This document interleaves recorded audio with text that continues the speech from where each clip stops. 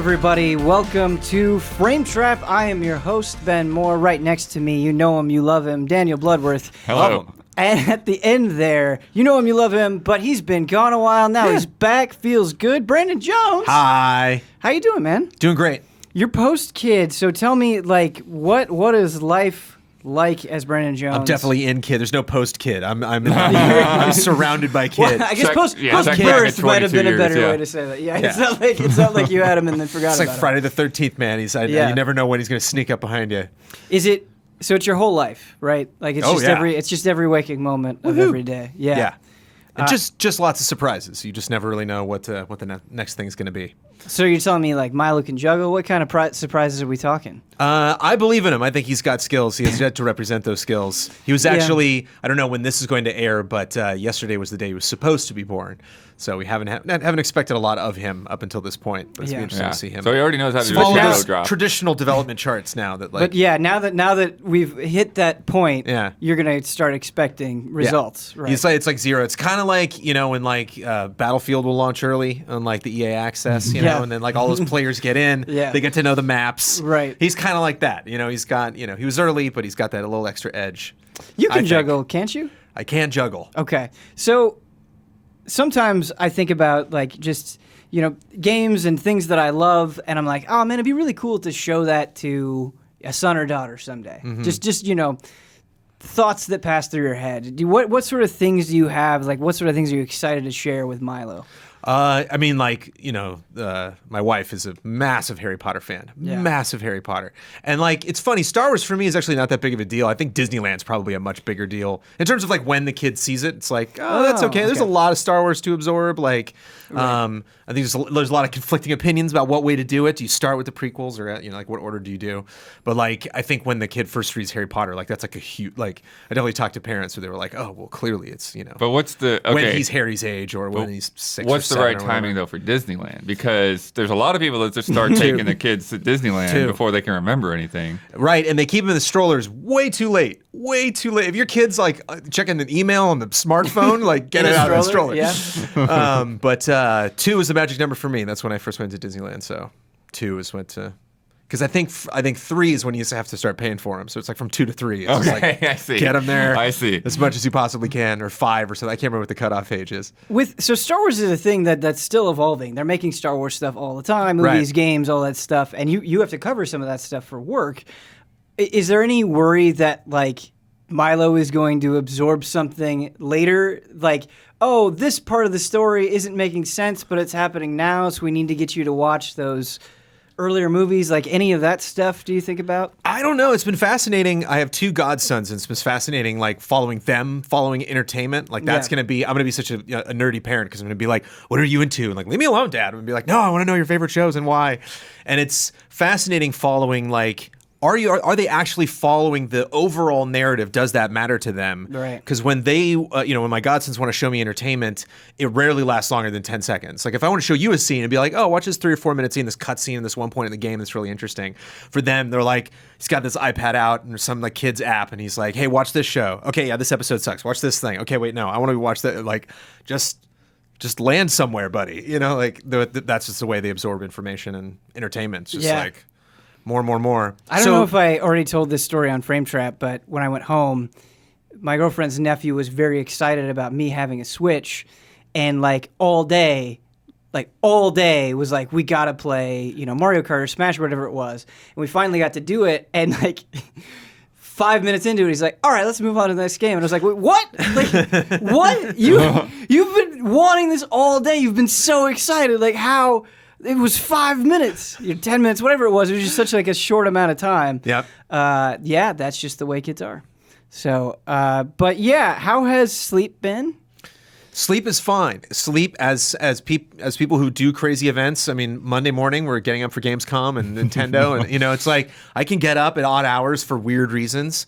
The 2 things I was not prepared for was just the expansive time is completely shot. I don't know what day it is. I don't know what month it is. I don't know how much time has passed between. Did we have a summer? Was it summer? I don't know. I was inside most of it, and just the pure madness of Like my vocabulary shot. It's hard to form sentences. Yeah. So like being fatigued, that's, I can prepare for that. I was not prepared for just like completely losing my mind.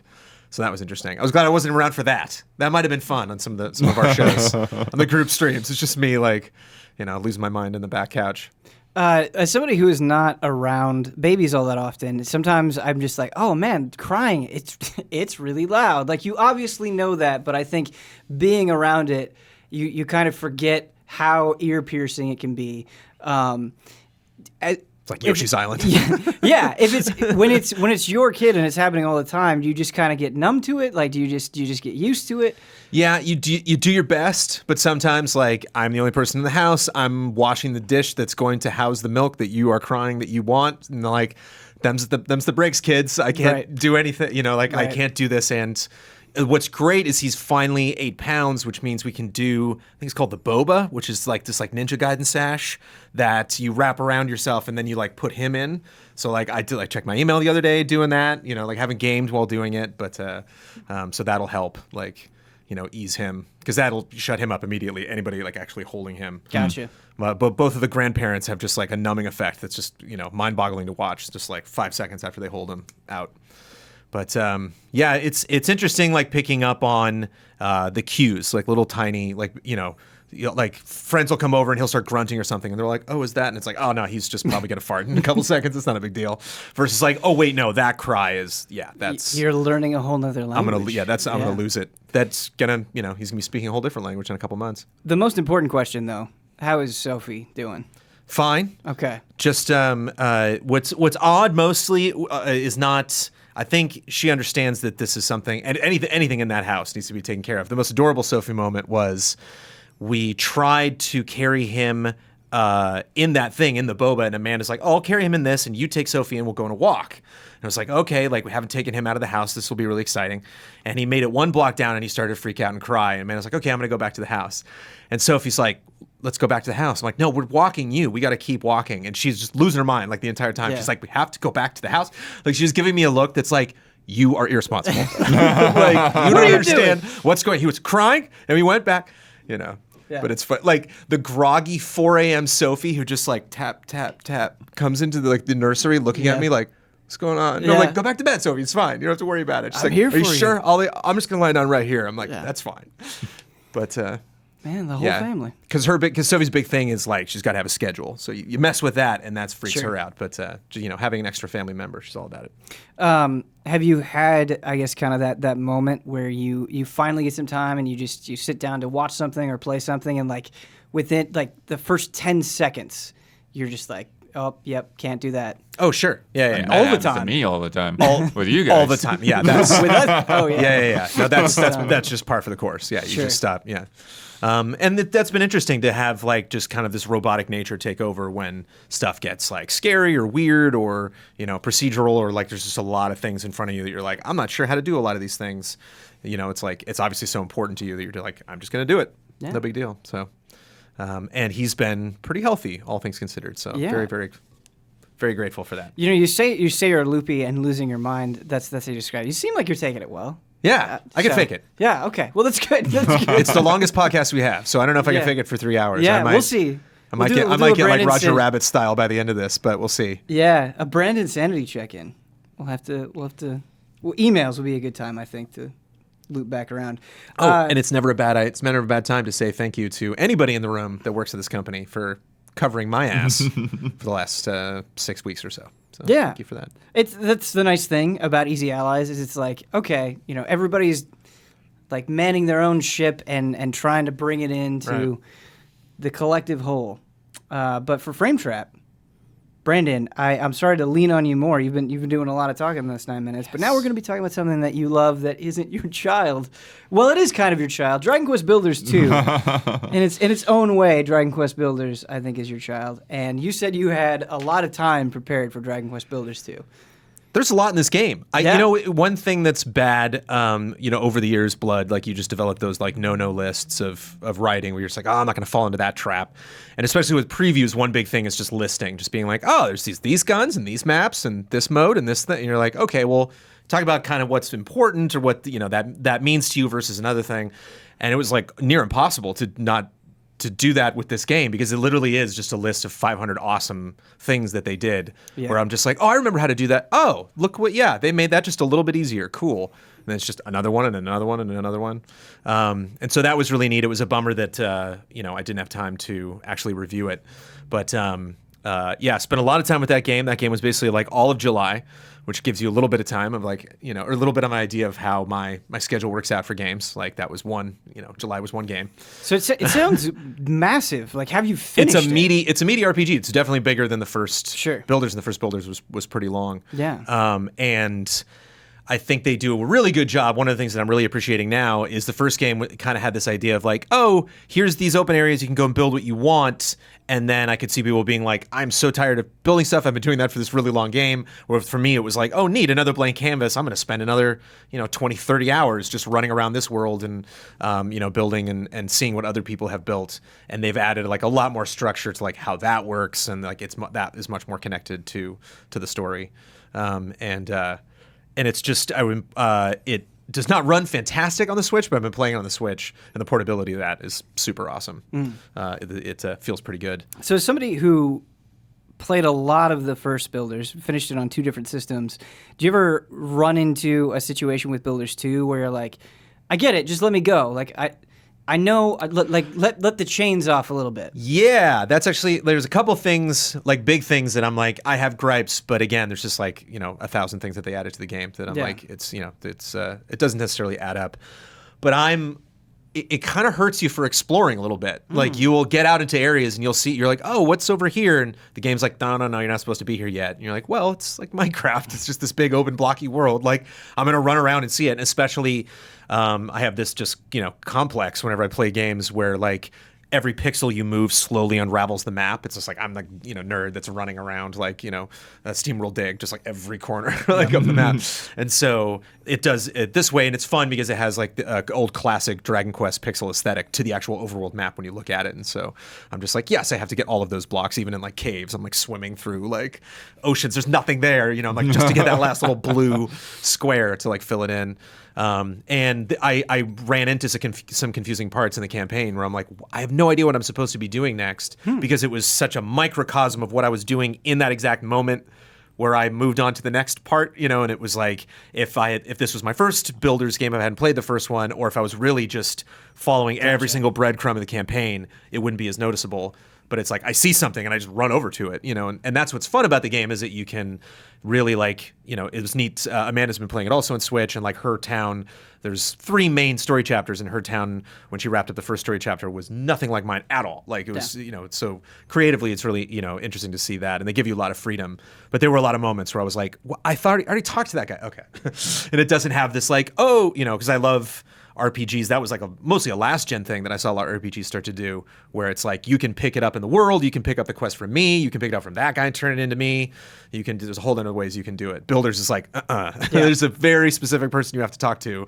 You will, I can make crops now, and you'll see the empty slots for the other crops, and like every character will be like, huh, tomatoes, what? You're like, I've got the seeds. What do I do? And so it's like you get a little bit ahead of yourself, but every time that happened, I was like, it's me. It's just I have no one to blame but myself because I want to run around. That sensation that you're talking about, I think, definitely happens with RPGs, especially because they're so long, where there are just certain things that you want in all RPGs. Like, hey, man, if I buy a new piece of equipment, just let me sell the old equipment immediately. Like, don't make me go into a separate menu to do it. And fighting games, that also happens, where it's like, okay, there are certain online things that we could do in all of these games to make it smoother. And this game does this one thing that's really nice and convenient. And this game does this other thing that's really nice and convenient. Like, let's just standardize this stuff. Yeah, it's very frustrating. But you mentioned a ton of improvements, just changes that you liked. Yeah. I guess kind of like from a top-down perspective, what is your biggest thing where you're like, Builders 2, yes? There's this place called the Isle of Awakening. That is, there's like a little intro to the game, and then you wind up here, and then you move on to the first chapter, which was like where the last game started. So there's already like two prequel like chapters going into like the first like main area that you're going to want to build, and people you're going to want to meet. It's like very farming focused. But then when you finish that, you go back to the Isle of Awakening. In the first game, you would move directly from one chapter to the other and kind of have little tiny things that would connect you to those other chapters, and it kind of resolved in a nice way at the end of it. But in this, and I was always confused. I was like, am I traveling in time in the first game, or am I going to other parts of the world? It's not really clear. It was kind of nice having them separate because you could start over in a game where you're building and learning and getting better at this. But what's fun in this is not only can you go back to the Isle of Awakening now, this one big map with all of the skills that you learned, the tools that you have, but you bring people back with you that go to that town. So you bring people back from Chapter 2, they meet the Chapter 1 people, and you get to see those interactions. And so that was like, I imagine the meeting designing Builders 2, I can imagine that being at the forefront. They were like, let's have a place that you can always go back to, and it also factors into the story. And so that was really cool. Like when I finished the game, I was like, okay, I got credits. I should probably pick up Ultimate Alliance. Like maybe I'll just tinker around the Isle of Awakening. Like 20 hours later, I'm like building like a big like railroad track around the whole thing, and then I'm just Classic like, Brandon. There's like like a castle that you build later on, and I'm just like, yeah, the castle doesn't need a roof. Oh, fine, I'll build it. So it's interesting how hooked you get potentially if you liked Builders 1 to this concept of having your home. Is there a post game after you get credits? Is there stuff to do and reason? Okay. There's a bunch. Everything's island focused, and so there's like other little tiny islands you can go to that have their own little challenges, and there's actually a component where you get an area where there's like unlimited resources, I think, and I like freaked out when they opened it up because they were like, select the biome that you want this thing to be forever, and I'm like, I don't know, and so I like didn't actually jump into that world, but it's kind of like Minecraft is the classic like creative mode where it's like you don't have to worry about farming anything, you just like go nuts and build. So I think it's like something like that. Kind of two questions. One with the characters that kind of you have in your base, and then just the storytelling. Because I feel like with Builders 1, something that I found charming was just like them marveling at your ability to build, and kind of how that played into the dialogue. And I noticed at the beginning of Builders 2, you get a little bit of that as well. Does it have the same charm? Like, does the same trick work twice? Yes. I guess. Okay. One thing that was a little bit of a bummer is there's like way more people in your town. So like that kind of one-on-one, like in Builders 1, every single chapter I could tell you the name of everyone who lived. Like I made their rooms like kind of fit their personalities. And in this, I was just like 8 beds, go to bed. I can't I have like 8 miners in this town now, and they're like, oh, 5 more miners moved in, and it's like, okay, I don't care. I'm not gonna give you each your own room. But at the same time, they do a lot more, and each of the chapters, again, there's other than these 3 chapters, there's like a ton of extra stuff that you do. There's other like little sub chapters and a couple little curveballs in the story, but like there's farming in the first one and mining in the second one, and there's always like some big mission that they have, and so the people that come into your town fit those specific like skills. And specifically the second one, you're like going through mines, and it was fun like every morning to see the guys get up and they would get in little mine carts and like go into the mine. Cool. And if you go into the mine, I don't think it was like 1-to-1 where like that person actually traveled to that spot and went mining, but like if you go through the mine, you can see them at work, and then at night they all come and they get drunk, and then they like go to bed and they get up the next day. So it's neat not only like to have that be more elaborate, but actually kind of factor into the story. So it like sacrificed a little bit of like actually caring about each individual person in the story. Like when I brought like people back to the island, I was like, oh yeah, that guy. We didn't spend a lot of time together. I don't really know what your thing is. Some characters stood out more than others. But the interaction, the AI was fun. They definitely elaborated more on that. Cool. You mentioned that Amanda was playing it on Switch. Have you guys played together in co-op? Yeah, we did co-op a little bit. How has that experience been? That was fun. I think it's just the Isle of Awakening. Okay. So you can just run around and check that out. And she didn't go everywhere because like a lot of the stuff would be spoilery if she like went around my island. So gotcha. But so when you're playing together on this Isle of Awakening, like, are you limited with how far you can separate from each other, or how does that? No, you can just run around. Yeah, you can go wherever you want, and I think you can set what they can do. Like, can they add stuff? Can they take away stuff? Right. Can they great. open chests? Can they? I guess for some reason I was thinking like same screen, but you guys are on separate screens playing, so it makes sense. Where you can go wherever you want. Yeah. Cool. How is Amanda liking Builders 2 in comparison to Builders 1? Because she also played a lot of Builders 1. Yeah, she loves it. It's funny. I don't remember if she complained about this the first time or if it's something that I noticed when I was playing Builders 2. But she's just like too much talking. She's like, shut up. And I think that kind of feeds into what we were talking about earlier with the story, where it just, you get a sense, especially when she brought the first chapter people back to the Isle of Awakening, and they were like, hey, let's turn this into the place that we just came from. She's like, great, I'll go do it. And they're like, step one, we'll do that. She's like, let me just do it. Like, stop telling me how. Okay, fine. And they kind of made her jump through some hoops. And like, I was just burning through the story so fast because I thought I was going to review it at that point. I was still playing on the PS4. Yeah. And so I was just like, yeah, cool quest, whatever, let's do it. Where she like really wanted to kind of spread her wings when she like got back and was like, okay, you know, like kind of hand holding her through a little bit. But there's a lot to learn and a lot going on. And like, when you go back to the Isle of Awakening, you can start just like straight up unlocking stuff in the in your workbench, just being like, oh yeah, that weird chair. Let me just like spend gratitude points to get to that.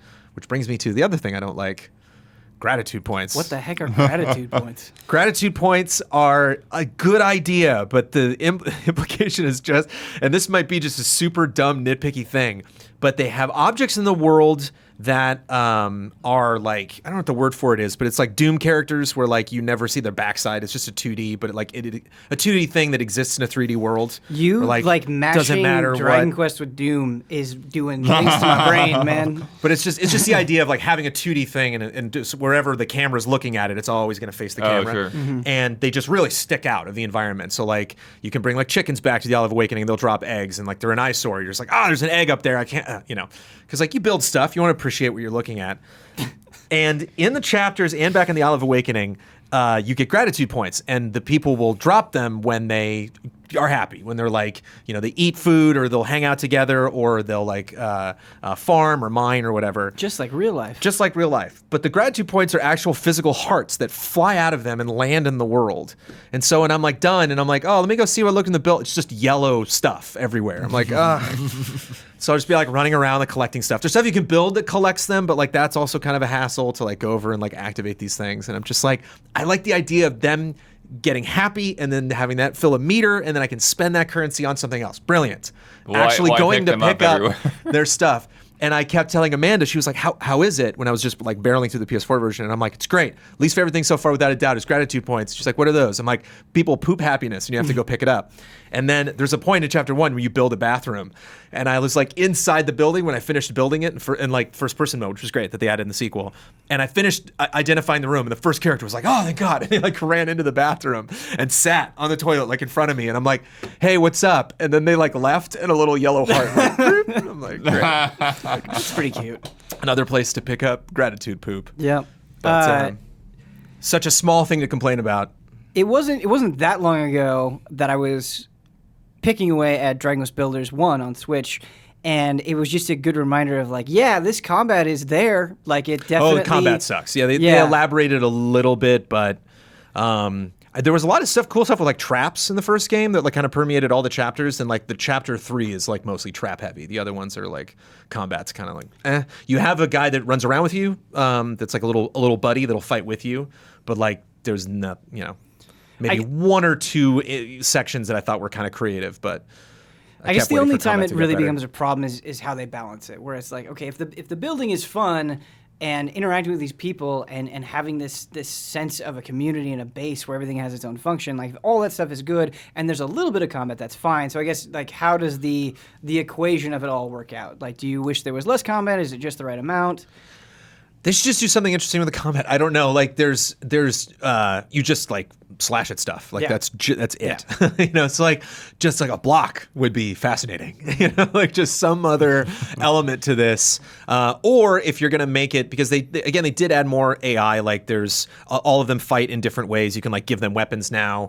Later on, there's like a room you can build, and you just put the best weapons in this chest, and they'll just get them automatically. And so like there are parts of that where it's like, okay, it's neat to have these little AI friends around with me, but I can't like make a party. I can't like specifically tell one like you come with me on this mission that I'm doing. So maybe that's something they could do in 3 to elaborate, because it's like I just don't think the systems are there. Speaking it's a little cute game. You're a little squat little character. Like I just don't. It's not Nier Automata. It's just not going to get there. Speaking of 3, as our resident Dragon Quest Builders expert, what would be the quality of life things that you would want in 3?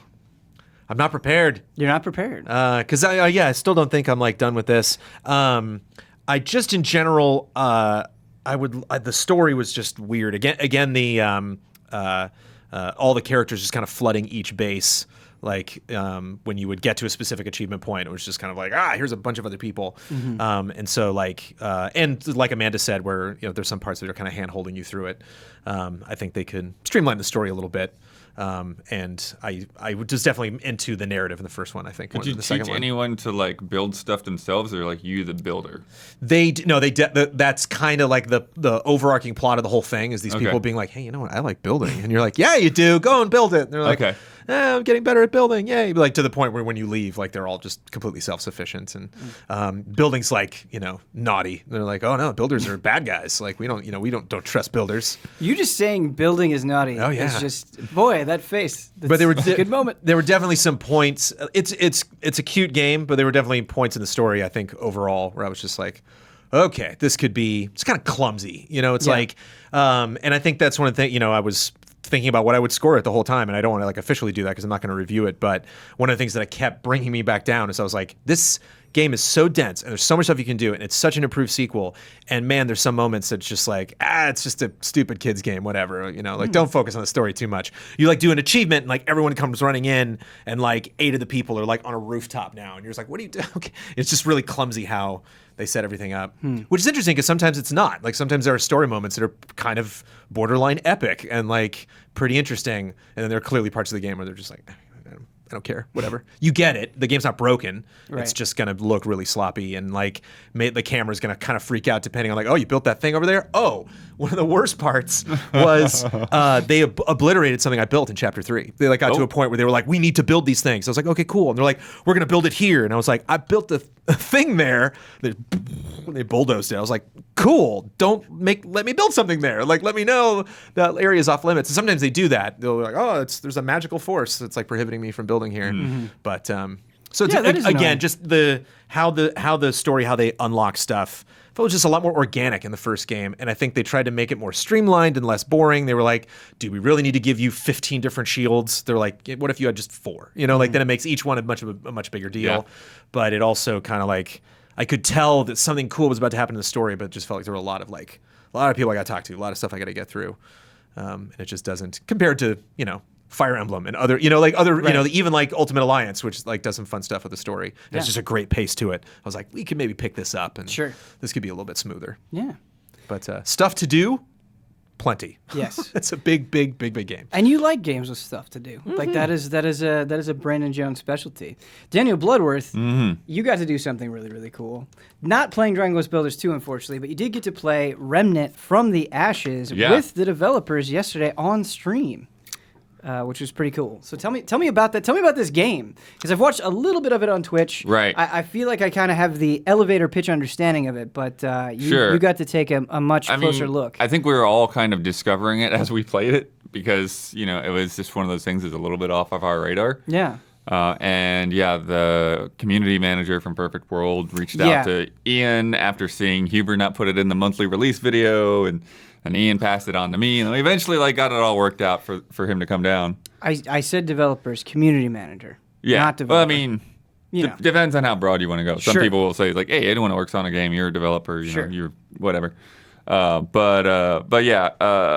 So they came down and we got to check it out. They sent over a couple of PC builds, so I got myself a little bit familiar with the tutorial the night before, but it was more, saw way more of it, just playing on Ian's laptop.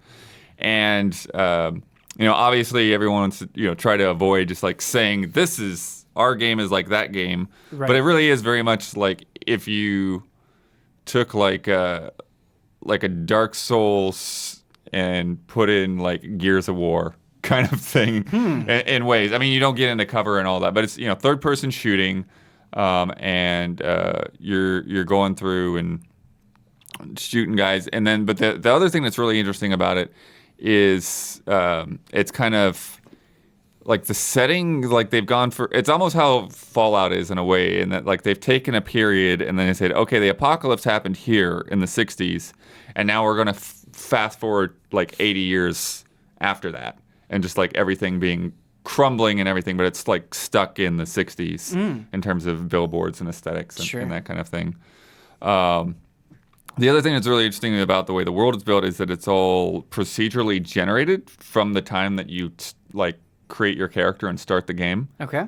And so what he was telling us is that you'll get through the game in like 15 or 20 hours, but because of the way that it's generated, you'll really only get to see like 40% of the content in a playthrough. Like every time that you start a new game, you're going to get a different set of bosses. The dungeons that you get to are based on what bosses are in those dungeons.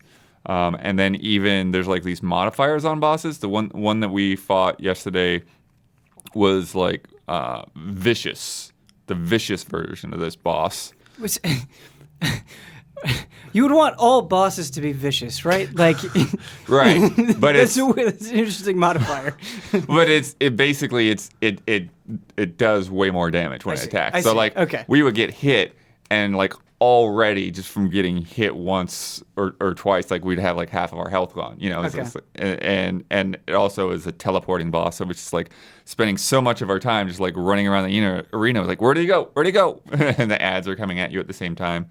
But they're saying like there's, sometimes they'll regenerate, sometimes they'll have more defense, sometimes there's one that's called enchanted, but I'm not sure exactly what that meant. Sure. But apparently that would have been worse than what we did. Man, what you're describing sounds both very cool and also raises a ton of red flags for me, where just what I've watched of the game, Souls is kind of the first thing that comes to mind, and it being procedurally generated, I feel like can swing so wildly in terms of just like pacing and difficulty and moments, right? Because you run into this problem with procedurally generated stuff where like you don't really get a sense of world, right? Like it's just kind of areas that you're going through that may or may not look way too similar. And then you were talking about the bosses, and the modifiers could be really cool and interesting, or it can just be like, okay, I just feel like I'm being modified out of this fight. Like this combination of stuff or this one modifier or whatever feels cheap in a way that like a more handcrafted boss maybe wouldn't, I guess. Yeah, maybe. It definitely, I think one of the things that's interesting is, I don't know that I would have, at least in the first couple of hours, I don't know that I would have smelled that it was procedurally generated. Because you got a good nose for that. Yeah.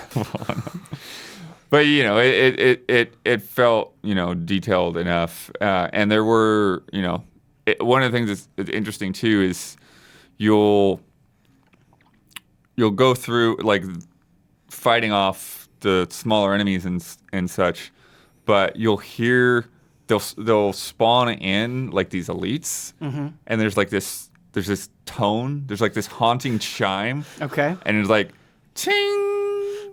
And you're like, okay, now there's a big boy around somewhere. Where is he? Do smaller enemies like kind of skitter away when they hear that? Like, are they afraid of? No, that's the problem, is they actually, everything gets attracted to gunfire and to noise. And so you'll be trying. Gunfire is interesting. Yeah, so you'll be trying to fend off one of these big guys, and a bunch of small guys will just start swarming you, and oh crap! And you just get yourself into this situation, or you'll have to vault over some object, and you try to turn around and get this guy, but there seemed to always be somebody coming out of some corner that you weren't accounting for, something that you didn't see, some building or some like upper floor or something, and we were trying to figure it out, because even though the elites kind of spawn in at times, everyone had set places. So you still, like, when you die and you come back in, it's like you're still learning that level because it's all generated from when you start the game. So it's not randomized like like a roguelike would be, which we'll get to rad later. But so you're still learning that level, but every time you play through the game, or if you go into somebody else's game and play co-op, which we didn't get to do, which I think would be interesting to see how those dynamics play out, then it's like, okay, I recognize some of this. I know what kind of enemies appear here, but I don't know exactly like where everything is at, is where the loot is at, and that kind of thing. This is all very interesting. When you're, How often, I guess, in your time with the game, did you feel like you were running into these big elites? Like, did it feel? Oh, it's every couple of minutes. Oh, And, okay. yeah. So it's often. Yeah, All right. and there would be times where it's like we would get 2 archers, and we literally got stuck in the crossfire. It was like, okay, let's just try to get around these guys. Gotcha. And then we went into after we beat that boss. We wanted to go a little bit further, and we got into the subway, and there's like this Reaper guy that just gets you in between 2 blades, and you've got to mash a button to get out of it. But we couldn't figure out how to even hurt him because Nice. Ian would shoot him, and he would phase through the shots, and it's like, what is happening right now? Are there different types of ammunition? I wouldn't say different types of ammunition. What you have with your guns, though, are you have these modifiers. And as you get hits with that gun, there's a circle around the icon that fills up. And so one of those modifiers was called a hot shot. Okay. And so all of these enemies are plant-based, at least what we've seen so far. So it's this, alien civilization called the Root or something like that. Yeah. And so most of them are weak against fire. And so, you get, your shots in, and then your hot shot is ready, and okay, use my hot shot. There's another one that we had that basically put a health ring on the ground, so if you stayed within the ring, you'd heal up. Classic. And there is one, I forget what it was called. It had a great name too. Question for you about how, getting to the hot shot and accumulating all your different modifiers. Is that a combo system where you want to be aggressive and you need to keep attacking within close proximity? You don't have to do that. No, or it's just a meter that fills. Okay, so it doesn't matter how fast or slow you approach it. It's just once you get to that certain point, you're good. Okay, cool. And what's cool with those modifiers is you can apply them to whatever weapon you want. So you've got a list of weapons, and it starts you off choosing between 3 loadouts. So you can start with a long range, a mid range, or a aggressive up close guy with a shotgun and a hammer. Gotcha. So Huber. Yeah, that's what we were thinking. We went with the mid range one though, who had a coach gun, which was almost like a long range shotgun. When you give somebody a shotgun and a hammer, at that point I'm thinking that you know who Huber is. You're doing it intentionally. It's not just something that you were gonna put in your game anyway. And they build a lot of stuff out of scrap, so the hammer is actually kind of cool because it's 2 carburetors put back to back. Nice. Oh, nice. Blood, you're kind of getting me excited about this game. That's the thing. Yeah. We went from blindness to hey, this is kind of cool, man. Where does the gameplay loop stop? It sounds like you just keep going and going and going and going. Is there a clear end to an area, or is there an enemy encounter that kind of marks the end of one part of the campaign? It's you get a certain way through because there's a base that you're in with all your NPCs. Most of your NPCs, the places where you go to buy your weapons and your supplies and upgrades and all of that kind of thing. And then there's this kind of hub world, and then the hub world leads to these dungeons, which are separately cool. Instanced out, I guess, maybe the best word for it. But even in the hub world, we came across this NPC, which is this old guy that lives in a crashed airplane. And they're saying, not everybody's going to come across that guy. That's going to be individual. Certain NPCs are going to be individual to your world. So that's cool that you get things that are only individual to your world. But when you said it was 40%, right? When you finish, and just because of the way that things were generated, you might only see 40% of the content. Does that mean you're only getting 40% of the story, or regardless of what you see and don't see, do you get a pretty good idea? Yeah, I think what's there's going on? It's a mix of both, I think. Because I think there's a through line of the story, but then at the same time, there's lore items and stuff that are out in the world that, you're not going to get all of those on a run. Sure. So if you want to get all of the backstory and all the things that go in. But the major beats, you'll see. Okay. So with this game, it seems like regardless of the playstyle that you choose, guns/range weaponry are going to be a pretty strong part of your combat. Does that mean that you ammo is scarce and you have to worry about it, or how is the flow of combat working? I definitely wouldn't call it scarce, but you do have to pick up ammo. Like it's a regular like thing that drops when you kill enemies. So do you have kind of like a system of guns where it's like, okay, this gun, like I'm going to find a lot of ammo. Two at a time. Okay, and is one of those like more common? You're going to be using it a lot, and then one is special for circumstances. Or Yeah, what is I think the balance there? At least for what we had, starting off with that mid-range characters, like we had a pistol that could hold a lot of shots in a clip and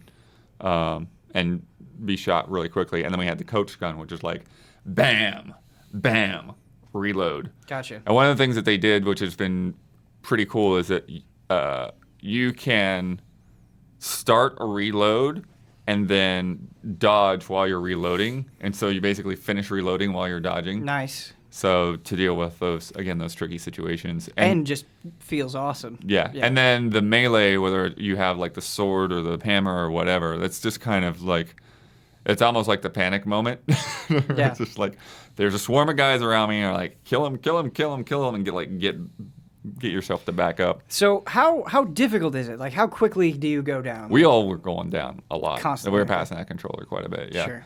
It really became a matter of like, let's be very methodical about figuring out where these enemies are, because once they start getting behind you, it can be very easy. Are you just up against a wall in terms of progress? Are you like losing anything? Are you losing money or That's XP? an interesting or thing like... that you don't, that they took away, or I don't know about took away, but they didn't design it in a way that like, yeah, you lose half your gold, or you have to go back and pick up a resource or anything like that. It's like, no, you get to keep your stuff when you go down.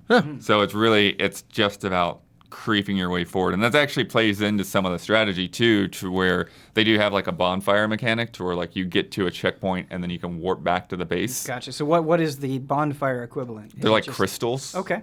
And so you could get enough resources and say, all right, like I'm not really progressing at this point. Let me go back. Let me upgrade my guns. Let me upgrade my armor.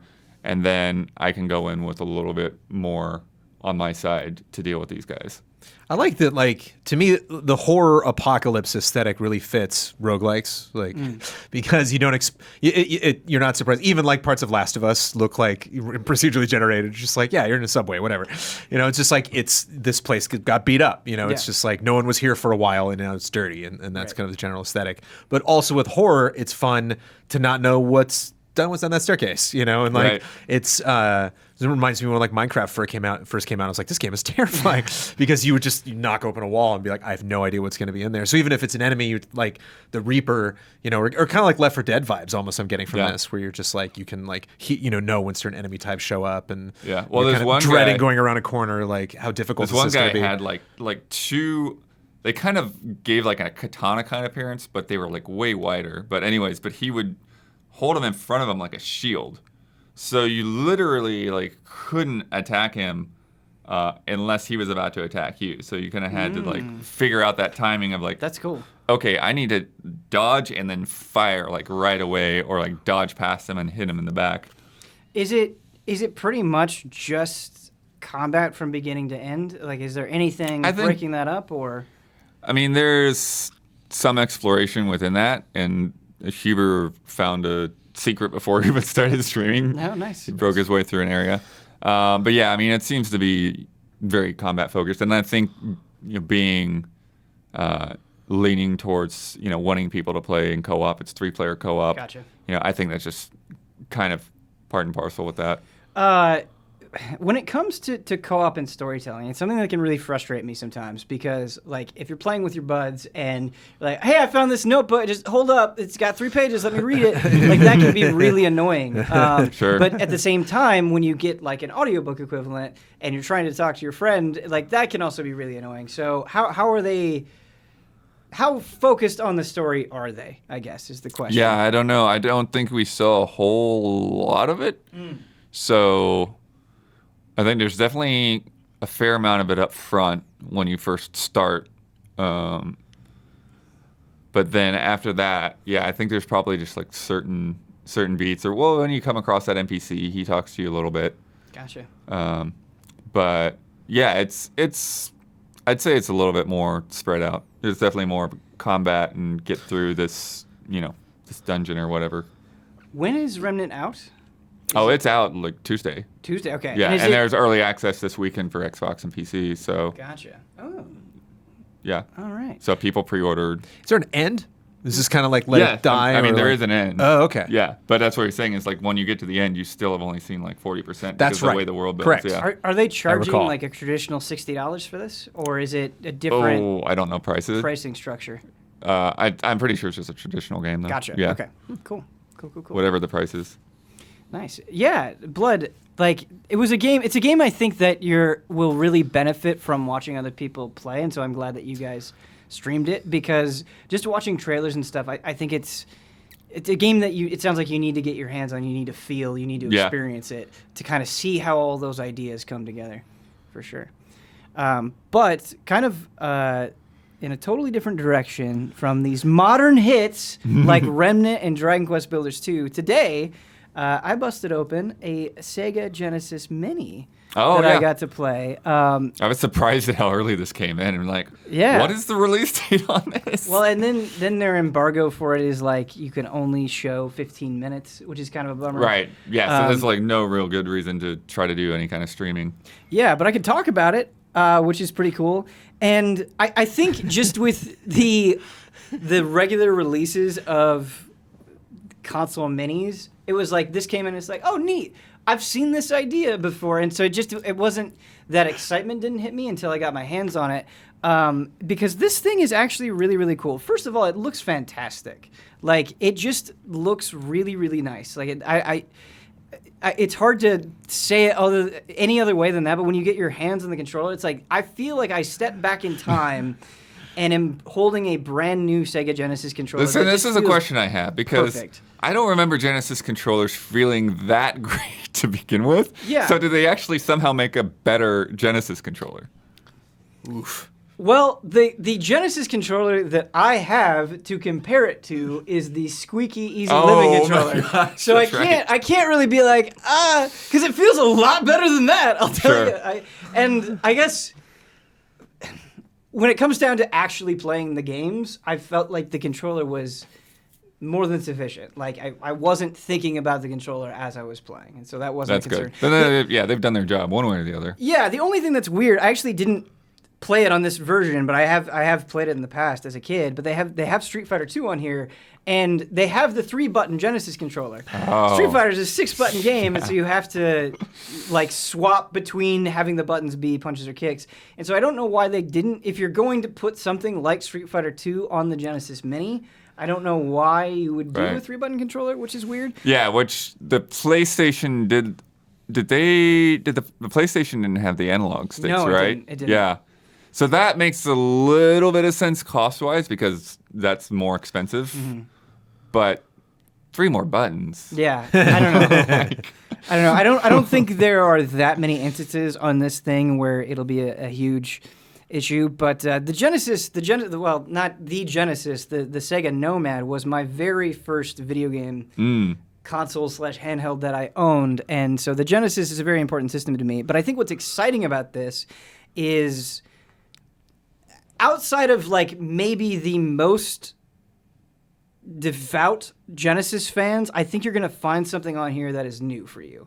And so like whether you just want a good sampling of like the Genesis greatest hits, it doesn't have everything on there. Like it doesn't have like it's got Sonic 1, it's got Sonic 2, but it doesn't have Sonic 3 and Sonic and Knuckles, so you Right. don't get like everything you would want out of Sonic. And the same thing with Streets of Rage. Like it just has Streets of Rage 2, it doesn't have Streets of Rage 1 or Streets of Rage 3, but you know, it's got Streets of Rage 2. It has a classic game from that series. Same thing with Sonic 1 and 2. You still get a good idea of what Sonic was like in the Genesis era, even though you don't get everything. But there are also surprises. So for me, what was really exciting is they've got Mega Man, The Wily Wars, which is fantastic. wow. So that never got a proper U.S. release. And so what that is that's Mega Man 1, 2, and 3, but redone for the Genesis. So it looks all spruced up. It's hilarious. I really can't think of another word for it. Hearing like the Mega Man 2 soundtrack through Genesis sounds. Like Oh, it's man. it's like I definitely don't prefer it. Like, it's not. I prefer the original renditions of those songs, but like, it's kind of a fascinating curiosity. And it's a totally fine way, I think, to play. I was playing Mega Man 2, and it's a totally fine way to play that game. The only thing that was weird about the control, I did run into some control issues with Mega Man, the Wily Wars, where like him creeping forward versus like going into a full sprint was a little bit weird. Like it seemed like you had to do a little bit more effort to kind of like go than I was used to. But it's something that I think after a few minutes you adapt to, and it's fine. But yeah, as far as like there aren't a ton of bells and whistles for this. Like if you want to get the manuals for the games, you've got to go to a URL that is not up yet because I tried to get those manuals for those games. But what's great is you can there's if you want to save state, you can definitely do that. Nice. And unlike say like the SNES Mini or the NES Mini, to get access to like the main menu, you don't have to go up and like hit reset. You don't actually have to interact with the console itself. You can just hold start and it's like, okay, I can save, I can do whatever I That's want nice, just yeah. from doing that. And so that is really nice and convenient. It's a minor thing, but it goes a long way. And you have, I don't remember exactly how many slots. I think you've got 4 save slots as well. So it's not just like one slot that you're trying to overwrite over and over again. But yeah, playing something like Mega Man: The Wily Wars is great. Another game that I've been I don't know how I hadn't played it until now, but I love Contra. I had never played Contra Hardcore, and this game is amazing. Like this game is amazing. I've seen other people play it.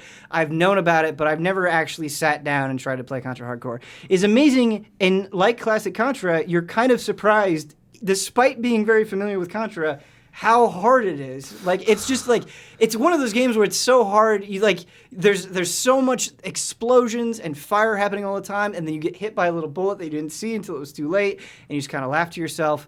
But like the characters are spectacular, and what's really cool about Contra Hardcore is you get weapons specific to your character. It's not just like this universal weapon stuff that you're picking up. So, wow. Oh, cool. I don't know if I played Hardcore. Yeah, it's really, really Is there neat. motorcycles like at the beginning of that game? So what's cool is when you beat a stage, you get to choose where you go, and then I chose a stage that put me on a motorcycle. Okay. Or, like motorcycle hover bike future equivalent. Yeah. But that's really cool. And you also get 4 weapons, and so it's funny, like Blazing Chrome, I was like, oh man, Blazing Chrome looks a lot like Contra Hardcore, totally. Where you get 4 weapons and you can switch between them, and that actually plays into the strategy because then when you die, you lose that weapon. So if you think you're gonna die, you might want to use a weaker weapon so you don't lose it. And yeah, it's really crazy. It's really fun. It's really awesome. And then Blood or Brandon, either one of you, are either one of you familiar with Fantasy Zone? Classic Sega. Yeah, it's like the weird ship flying around. Yeah. But it's like really hyper, like green and pink. And Yes. So I Fantasy Zone was another like Sega series that I knew of and had messed around with. I think in one of the Yakuza games you can play a little Fantasy Zone, but didn't really like seriously try to play. And Super Fantasy Zone, this game is amazing. Like it's really good. Yeah. At first it took me a while. It wasn't like Contra Hardcore where I immediately was like yes. There was definitely a process of being like, oh, I get what it's going for. And So this is a sequel on the Genesis with Super in the title. Super Fantasy Zone is what it's called. Yeah. Yeah, because I think originally it was probably arcade and then Master System.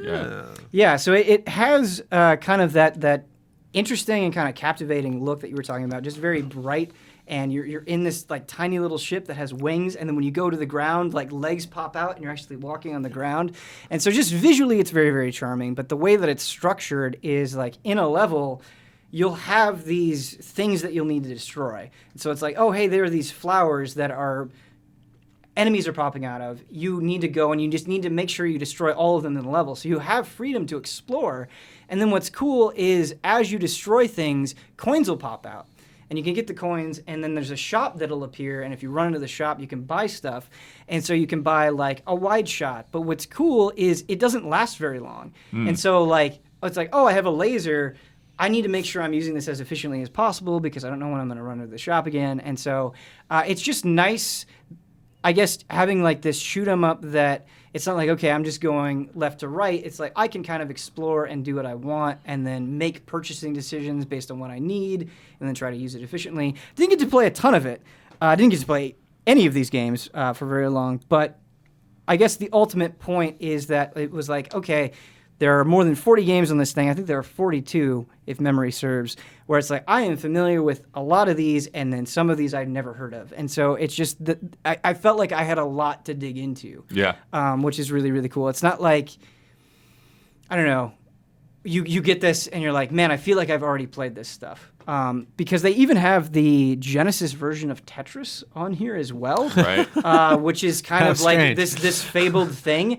And man, that is not a good version of Tetris. Okay. The music is not good, which is obviously very important for Tetris. And it's just like super, super basic. And like as you're going through the stages, like it'll change to like some ugly static picture of like a dinosaur. Like it just doesn't look very good. It doesn't sound very good. Do you remember what the story was of this Tetris game? Is this like something No, that didn't... I don't. Okay. Unfortunately, I don't know the history lesson of it. But one thing that I do like is when you select a game, it will give you like a little bit of a summary of it. It'll be like, oh, hey, you know, this Genesis Tetris, like it's this fabled version. And now you finally get to play it. Like they do provide some context for each game, which is really, really cool. Because I feel like something went down to where like it was done, but then they couldn't release it because of a Nintendo deal or something like that. But I don't remember what the details are. But yeah, I guess if you are already bought into the idea of small versions of classic consoles, I think this thing has the games. I think it looks good. I think it sounds good. I think the controller itself feels really good.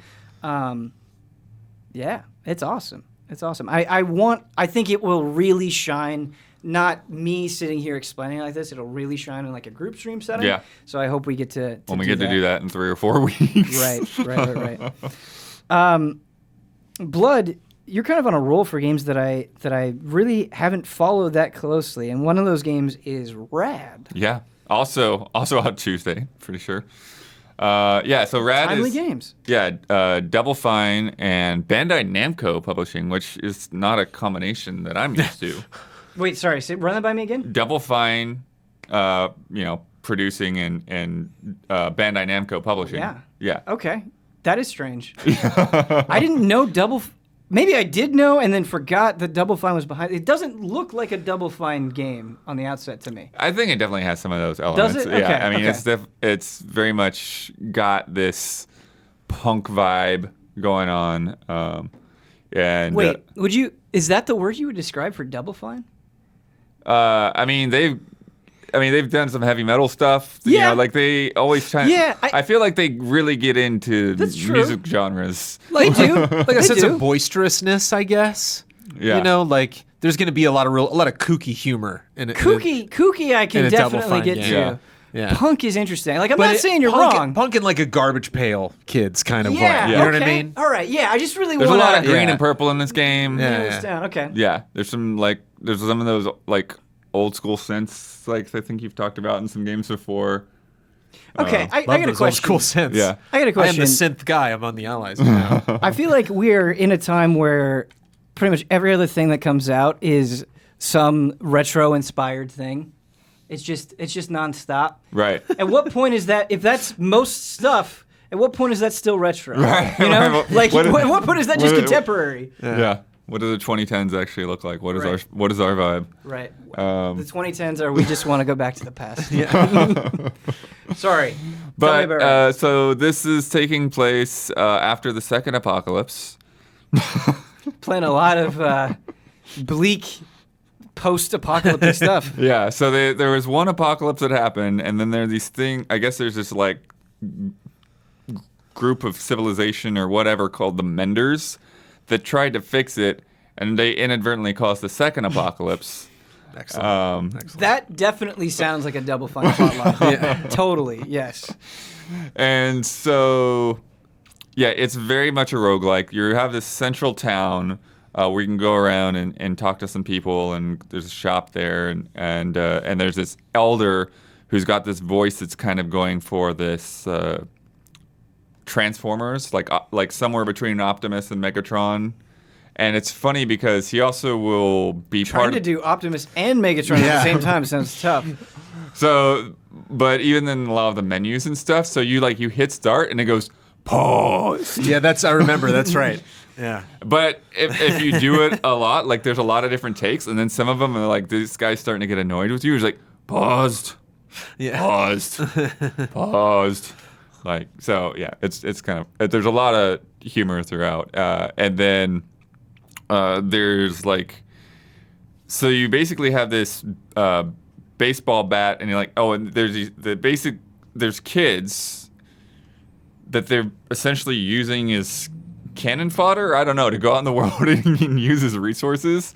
And so this baseball bat they use as a weapon, the way they kind of explain like the roguelike elements of it, is that when you die, it just kind of flies back towards the town, and then your copy just kind of pops out of the door and with the baseball bat in hand. But what they do is they transform you to be able to not only survive the radiation that's out in the fallows, but to thrive on it. And so when you go out there, it's all top down. It's roguelike, and so every time you go out into the world, it reforms. So you have to learn the map every time.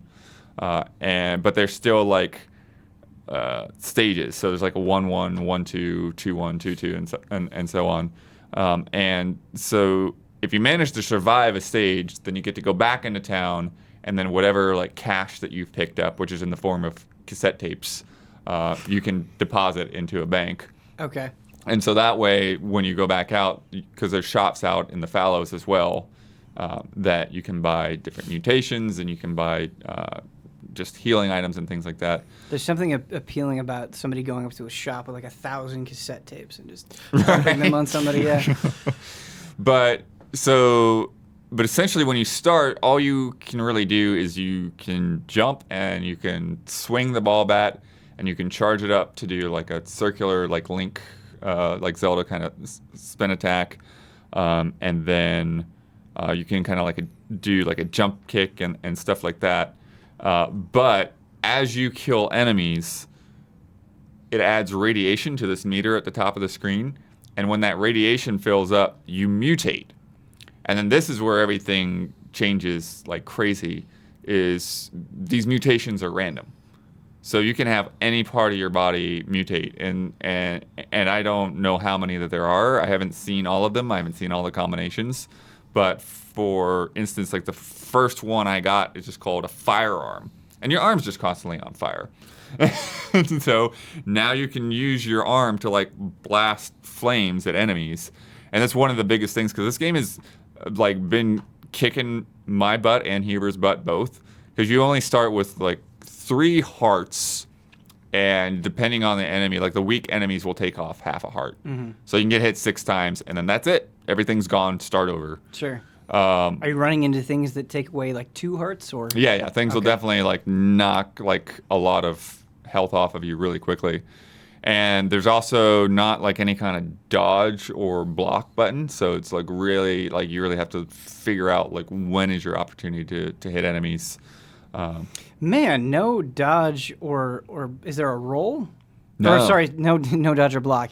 That seems do you ever get into situations where things just suddenly surround you and it's how do I not get hit by this? A little bit. I mean, I think the jumping kind of serves as that, to where you can jump kick, jump out of the way. But the mutations are a big part. So, Gotcha. So that, there are a lot of things that are that are ranged attacks. And so that helps you, and that almost works like a twin stick kind of thing, to where you use the right stick to point in a direction and then hit the trigger to throw your fireball or whatever you might have. And so some of the other ones I got, one of my favorite ones was called the Armorang. So you get this big purple arm that you throw as a boomerang. And there's pops off with blood and stuff kind of cool. Spinning Rad. around it. Yeah. Yeah. There's another one called Warhead. So you get this Ghost Rider flaming skull, and you just chuck it at enemies and it explodes and grows back. Cool. There was one was called Cobra, where your head just turns into this giant cobra head. Okay. And then you strike at enemies, and then it also inflicts poison on them. Nice. But then last night, I had a like crazy combination because I had that, and then my body turned into like a goat, like centaur kind of thing. Is that what you shared? Yeah. Is that where you were like, what's going on? So I had a snake head and like a goat body, but then I had ram horns growing out of the head because of the goat thing. And then on top of that, I got like this thing that turned the goat body into like a tree thing. And so what the goat body let me do is like just ram through guys. It's just like a rush attack. But then the tree thing, it allows you, there's like a circle around you to where if there are any enemies in that circle, you can like grab and like snare one of them in a bunch of roots. And then if you upgrade it, like then you can snare 2 of them. So when you die, are you losing all of it? You lose all of it. Okay, so man, that's if this is a game where it's kicking your butt and it's kicking Huber's butt, and you can die so quickly and you don't have that much life. Like, does that kind of demotivate you from playing, where you kind of get a combination that you're really in love with and you're like, man, I may not get that again, or I'm getting something and it's not nearly as good as what I had last run? I don't know. I can mean, see that being sometimes, like annoying. if I get into, because generally the way it works with the levels is that there will be, there's like some door, right? There's like a big door that you have to unlock to get to the boss room. And so you have to look around the level and find like these pillars that'll rise up and then like shine a light at the door. And then when you get the correct number of pillars, then the door will open and there'll be like this, guitar solo or whatever, let you know that the door is Just open some in the little past. thing. Yeah. And the other one of the other things that's interesting is everywhere that you walk, grass and flowers grow. And so like you're creating these paths through the wasteland. That's cool. And when you walk back over them, you actually go quicker. Like you like run past over them, so that you can get from one side of the level and then you explore, and then coming back is not going to be as big of a pain. That's a really smart way of dealing with that problem. I like that a lot. Yeah. And then there are also like these underground, like more dungeony areas where it's just like a bunch of like purple hallways and such. Yeah. But there will be shopkeepers down there as well at times. And there will also be these big, like massive mechanical heads that you charge up.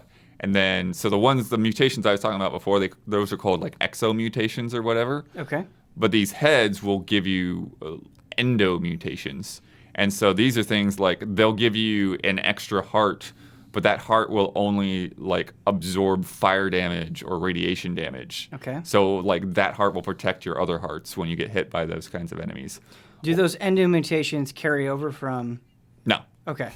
Oh dang! Because You almost usually had you have mechanics like that, right? Where you have some things Right. that you'll lose, but you can invest. Yeah. in So make there things are easier things that sort of for you in I don't the know future. if there's like a system to it or whatever. There are things that will unlock that sort of carry over in a weird way. So I unlocked like this alternative to the baseball bat, which is like this scepter with a crystal on the end. And seemingly to me, it seemed like the only real difference is if you fall off a cliff, you'll take less damage from falling off a cliff if you have that equipped instead of the baseball bat. But then there are also some things that you'll unlock new things that will either pop up in shops randomly in the inventory or from certain loop drops. And so one of the first things I got with that was a pair of high tops that gives you a double jump. And so I don't get to start with those high tops, but going through the levels, I might find a merchant that's selling those high tops. Gotcha. So those are the kinds of things that get added in Sure. as you go back in. And then you also unlock different, basically, characters. Because you start off with like 3 out of the 8 characters available. And there are also, I don't think I've unlocked any yet, so I don't know examples. But there's like modifiers into how the game plays somehow. So I don't know what that's even really about yet because I haven't Haven't gotten there. gotten to experiment with that. So with these runs that you're doing, are you finding like how long is a run lasting you on average? Like how far are you getting? I'm generally, I mean, neither one of us have like passed the 2-2 cap. Okay. But it's interesting because like you're saying, it's like how much does it kind of like dissuade you from going back in? And at first, like it took me a little bit to gel with, the feel of the movement and everything. But after a couple of rounds, then I'm just like, all right, I want to do another run. Yeah. I'm like, I want to get back in there. I want to see what else I can do. I think I could have, could do a little bit better. Gotcha. And so, yeah, so it actually, I feel kind of incentivized with that. They also show you, like, at the end, they kind of give you, like, a ranking, like a pretty simple ranking to show you, like, okay, this is how many enemies you defeated, on this run. Okay. Is it like... And if you, like, die grade? immediately... Is it like a letter grade, or is it just... It's not a letter grade. Okay. But, yeah. Okay.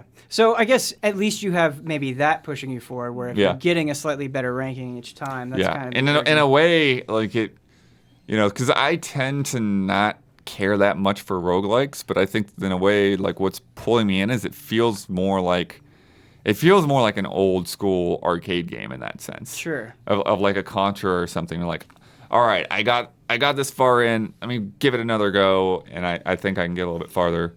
Interesting, because just playing Contra today, right. The thing was like, I just need to die to figure out what's going to happen. Like, right. Okay, that guy's going to show up there and then shoot diagonally down, and it's just getting that information. I'm assuming that's kind of the same thing here. Yeah, where, it's like even though I haven't seen like I don't always see the same bosses, right? And like sometimes I don't feel like I have the thing that would help to like really get this. It's like, well, maybe this time I will get that ranged weapon that will really help me out. You're making me think of Cadence of Hyrule, where kind of the puzzle for that was like just figuring out what all of the enemies do. Where it's like, okay, I know that this guy's going to jump diagonally. I know that this person's going to do like a wide range attack. And then once you have that, you can deal with pretty much everything. Yeah. Because it's like I felt like, I was describing like this, like, all right, I've got the roots and I've got this bash attack and I've got it made. Like, all right. And then I get in and like the boss is this like weird thing that I've never seen before, and it's just like this flopping like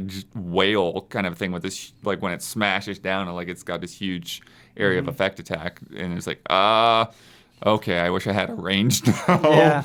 but then once I was done, it's like I should have just stuck to dashing. I would have been fine, but I was trying to get it, like trying to kill it faster rather than just being patient. Yeah.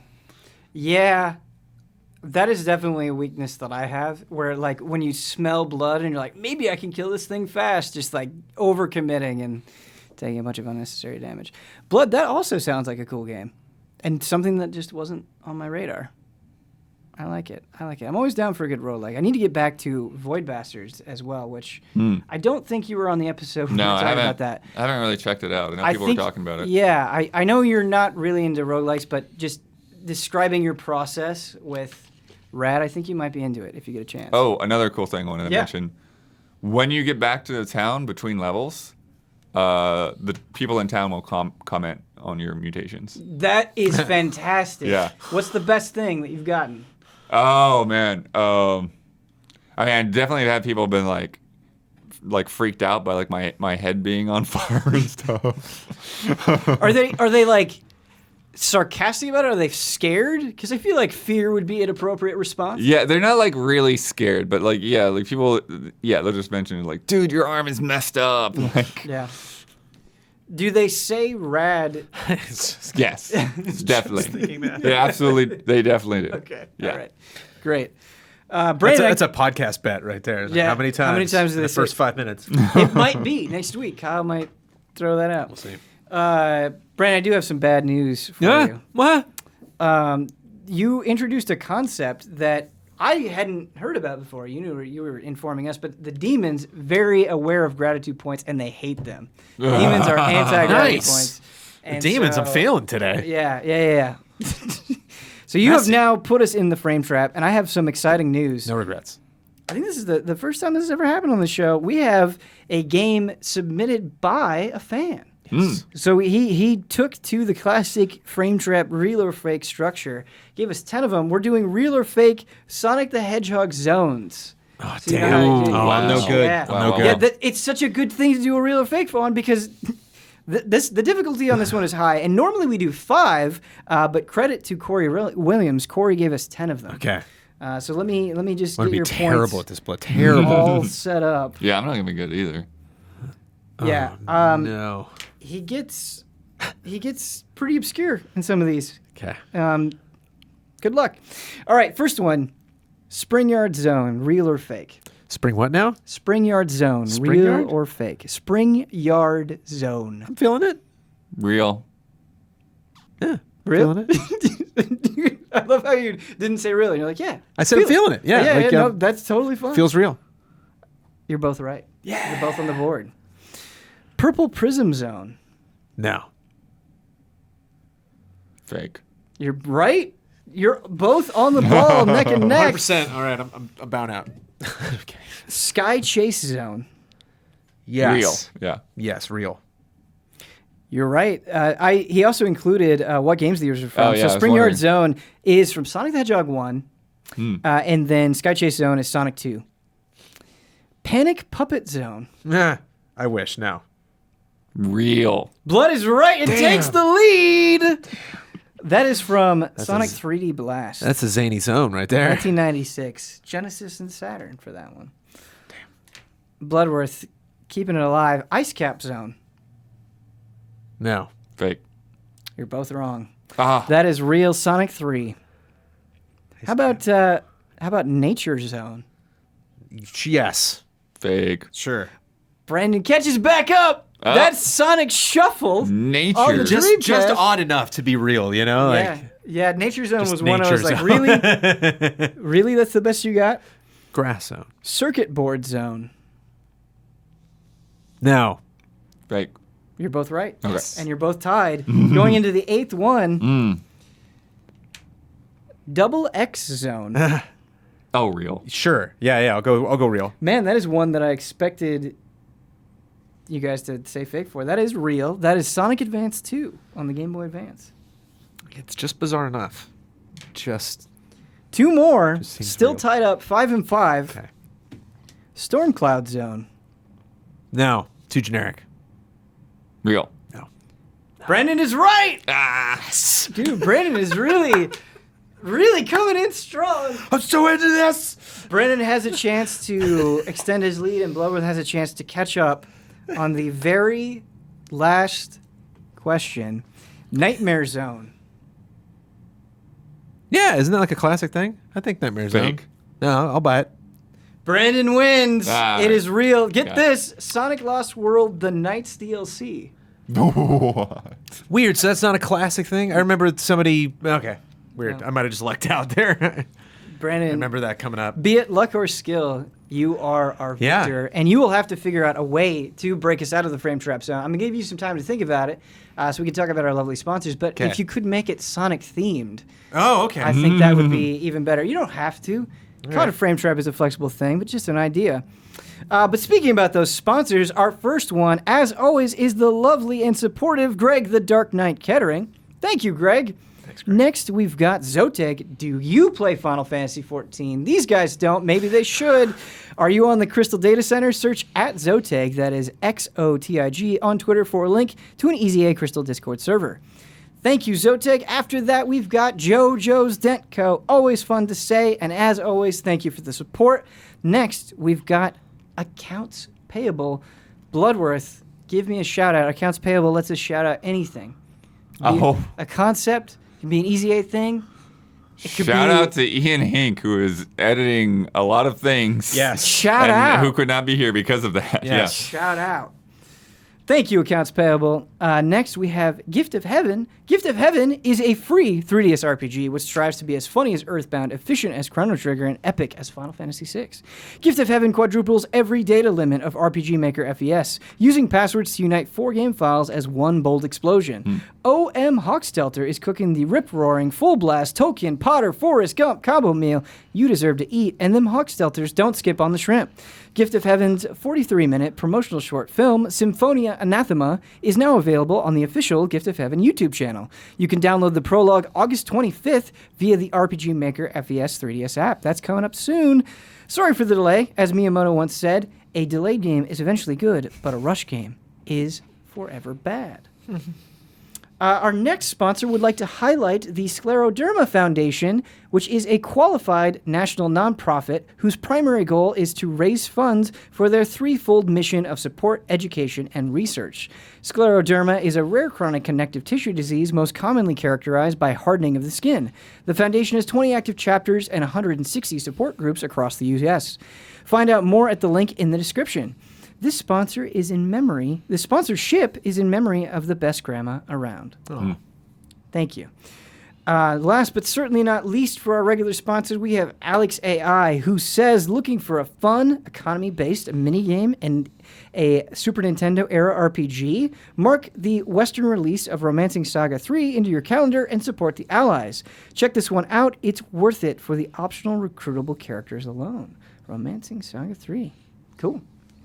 But we're not done. Before we get to Brandon's, the biggest Sonic fan in the world, the juiciest, caught in a frame trap breakout, we have our mega sponsor, ViewSonic.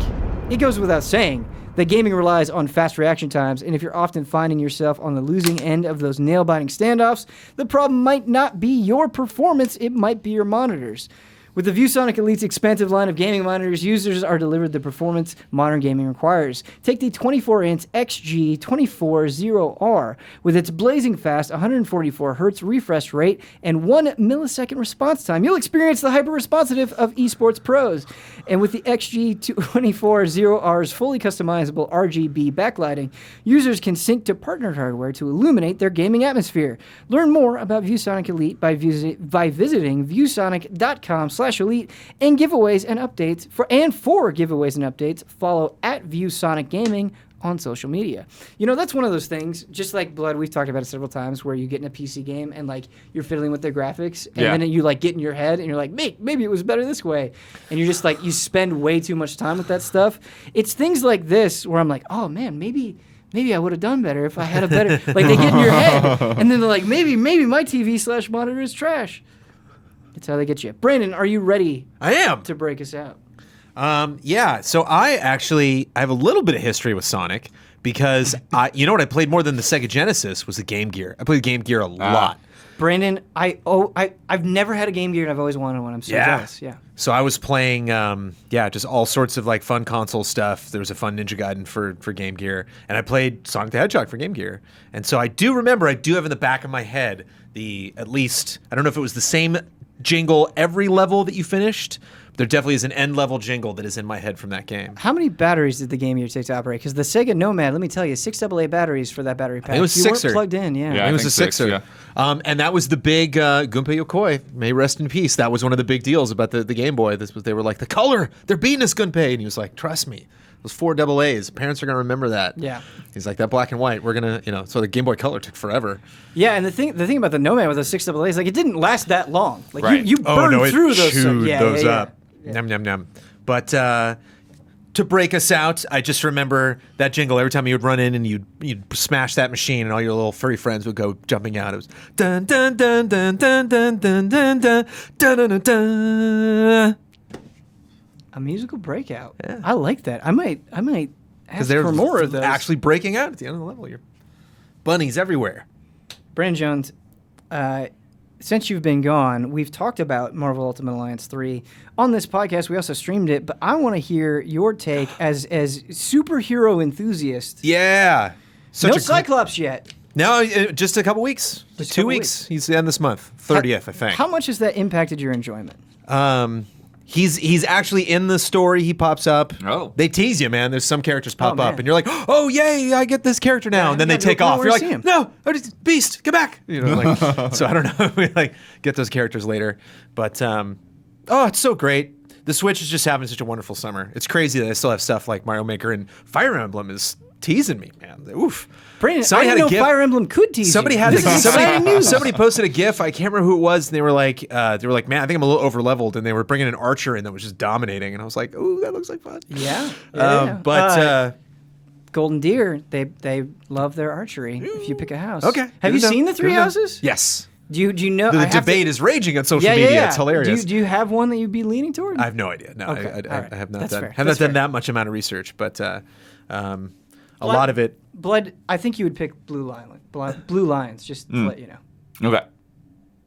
Do you think you'll play Fire Emblem? It's You hard to smell say. blue Like, lines on him. I do. I have this weird like Reeking of blue line. like Fire Emblem is very much like on this edge of like I want this and I never get it kind of thing. So like even going back to like the original GBA release, like I played about halfway through that game before like whatever happened in life kept me from continuing to play it. The cosmos is like keeping you away from Fire Emblem. Right. Yeah. You didn't think I was going to turn this Ultimate Alliance conversation into a Fire Emblem conversation, did you? Sorry. Back to Ultimate Alliance. Well, it just makes me so happy. I actually played a lot of Ultimate Alliance on a monitor, on a TV, and then it wasn't for a while before I was like, you know, again, there's like that question at like 4 a.m. when like Amanda's getting sleep, and I'm like, am I confident enough to play games in the living room, or should I take the Switch into the nursery and be Right. close to him? Like, I'm going to bring the Switch in. And then just playing Ultimate Alliance on handheld, I'm like, oh, this makes so much sense. You know, I feel like Ultimate Alliance is like a good baby game where like you don't have to be that committed to Yeah. it. Like you just pop in and out. But it's still pretty hard. There's some boss fights that Yeah, definitely. I'm playing on like what normal, I guess. I don't know if Sure. you unlock other difficulties when you finish or how that works, but it was just like normal and easy basically. But yeah, I definitely got my butt kicked. There were some snipers on Wakanda. I'm like, whoa, what's going on? Like taking half my health. Like, Wow. yeah, I don't know if I was just not leveled up to that point. But like one of the things I totally forgot about Ultimate Alliance, and just, I mean, I call this game X-Men Legends 5. I mean, this is just this series I've loved, you know, since the, you know, PS2 Xbox era. And one thing I totally forgot about these games that they really blew up in Ultimate Alliance 1 and 2 is just like, who is this person? Who is this random boss? Or what are you doing here? And like, oh, this random person just jumped into the action. And like, I forgot how fun that was to go through this world because there's just so many crazy Marvel characters. And as a big Batman Superman fan, I'm so bummed that like we just never got this equivalent with DC, just this kind of fun parade party of just like, you know, who knows who's going to pop up next. And like maybe at this point you decide like, hey, I am literally just going to go Miles Morales, Spider-Gwen, Peter Parker, Venom. Let's go. That's Yeah. it. I'm just for the whole rest. I don't care who pops in, you know, Deadpool, and get out of here. Just Spider people. It's awesome. The tone, I think, and how like well they nailed it, I think was a big surprise for me with Ultimate Alliance 3. Like it's fun. Like they're having a good time with it, and I feel like they're representing those characters pretty well. Yeah. In my experience with it.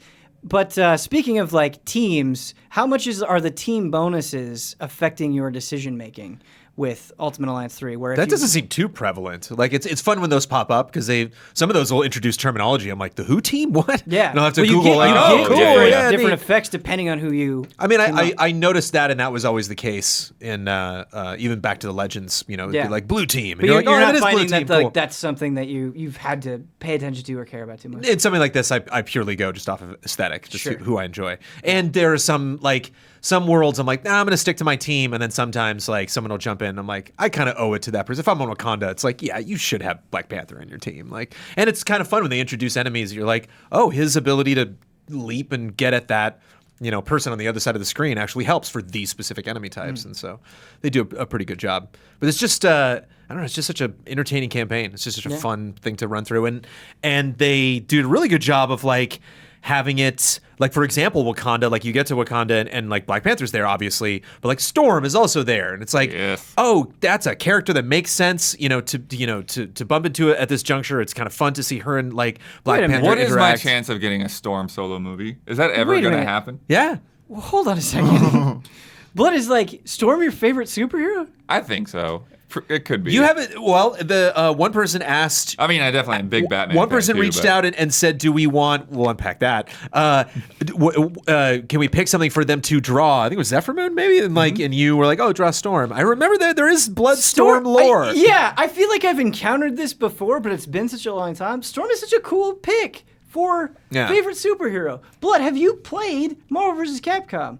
Storm is awesome in Marvel vs. Capcom. Yeah, I haven't put a ton of time into this. Like Okay. probably just like randomly when man. people have had it Now in the I want to office. do like a Bloodworth Marvel vs. Capcom stream and like have you play Storm, and then we can watch Justin Wong play Storm. But when you're This talking would be about like alright. those old X-Men Legends Ultimate Alliance, Storm was Cool. definitely one I would always go for. That's and awesome. They do a really good job, I think, of like following up Endgame in the last 10 years of the MCU of like, you know, like there's Doctor Strange. We're going to Wakanda. Like, there's Winter Soldier. Like, there's a lot of reminding us, like, it kind of follows the structure, but it's not trying to copy the MCU. And you get like Emma Bloodstone, which I've never heard of that character before. And so it's fun to like go into this realm and like, there's Doctor Strange. And here's this other character you might not know about. Or it's kind of fun, you know, we never did get that crossover in the MCU with Daredevil and Luke Cage and Jessica Jones and all that stuff. It would have been fun, you know, to have them, you know, show up in Endgame or at least be mentioned. So it's kind of fun, like having them there, you know, and I think it's just a fun celebration of the series, and can't believe it exists. I can't believe it's exclusive to Switch. I can't believe they pumped all of these different crazy characters in there and crossed all this over when people are freaking out about Sony versus Fox versus Disney, you know, like, what are these people going to do with these properties? And here's this game. It's like, they're all in it. Like, it's doing what all of these other people wanted to do across TV and film and comics and everything. I feel like a lot of us are kind of getting what we want from games. Like, it's kind of crazy how strange sometimes it feels like one ally is being catered to. Like, Huber's a great example. Like, the fact that the man is getting a Resident Evil 2 is remake. Huber being catered to is the question always in Easy Allies. The fact that like, he's getting like Resident Evil 2 remake and Shenmue 3 in the same year is crazy. But I feel like you're having a really good year as well. Like, the Switch, like, Marvel Ultimate Alliance 3 is like a game for you. Yeah. And you get Dragon Quest Builders 2. Now all you need is like some sick out of nowhere Rockstar game exclusive to Switch, and you're just It was really funny at the camper. Game Awards. I was that guy in like the back right when Ultimate Alliance 3 popped up. I started laughing. He's like, you got to be kidding me. Because it pops up. It's like Switch. I'm like, oh, okay. And then like Marvel. I'm like, go on. And then like Guardians shows up. Like, what's it? Oh, it's a weird Guardians game. I'm like, well, Captain Marvel's here though. And then wait, what? Yeah, so crazy. And I would think also this, you know, that it would seem, especially in this gen, to like, no, let's reboot it. Let's go back to Ultimate Alliance. Let's like write this new lore. And so like, it's like, no, it's 3. Like when Magneto shows up, like he's got gray hair, he's old. Like it kind of seems like, is this a sequel to 2? Like I obviously shouldn't be thinking that hard, but it does kind of seem like it's built on a Marvel universe that's been around for a while. Mm-hmm. It's neat to see Scarlet Witch run up to Doctor Strange, and it's not like, who are you? It's like, Doctor Strange, we need your help. So like you definitely get a sense like these people have been around for a while, and I think they could do a little bit more than that. I do miss and can't remember if there were fun specific interactions between like if I happen to pick the right character. It's interesting to see cutscenes and have like a you know like Black Widow run in. You're like, oh, was I supposed to bring her? Oh, okay. Like it chooses sometimes to be like, no, Hulk is here, and you're like, oh. Yeah. But it's just so much fun and just easy game to pick up and put down. Brandon, I can't believe I didn't think of this question until now, and maybe you've already been asked it, but you're somebody who loves bows and arrows to not an odd degree, but like a lot. Like it's always like a go-to for you. Yeah. How do you feel about Hawkeye? Bossman's just breaking my balls about Hawkeye, man. He's like, oh, Hawkeye's in your party. I'm like, what? Shouldn't you expect Hawkeye to be in my party? Of course. Cap and Hawkeye are always in my party. Are you like inviting Bossman over in between baby sessions to play Ultimate Alliance 3? Like when is it? No, it's you have a very little social time with Bossman. He still manages to fit in a little guilt there that I should somehow be harboring because I got like, no, I love it. He's great. He's a lot of fun. The idea of every character has like one ability. You're like, okay.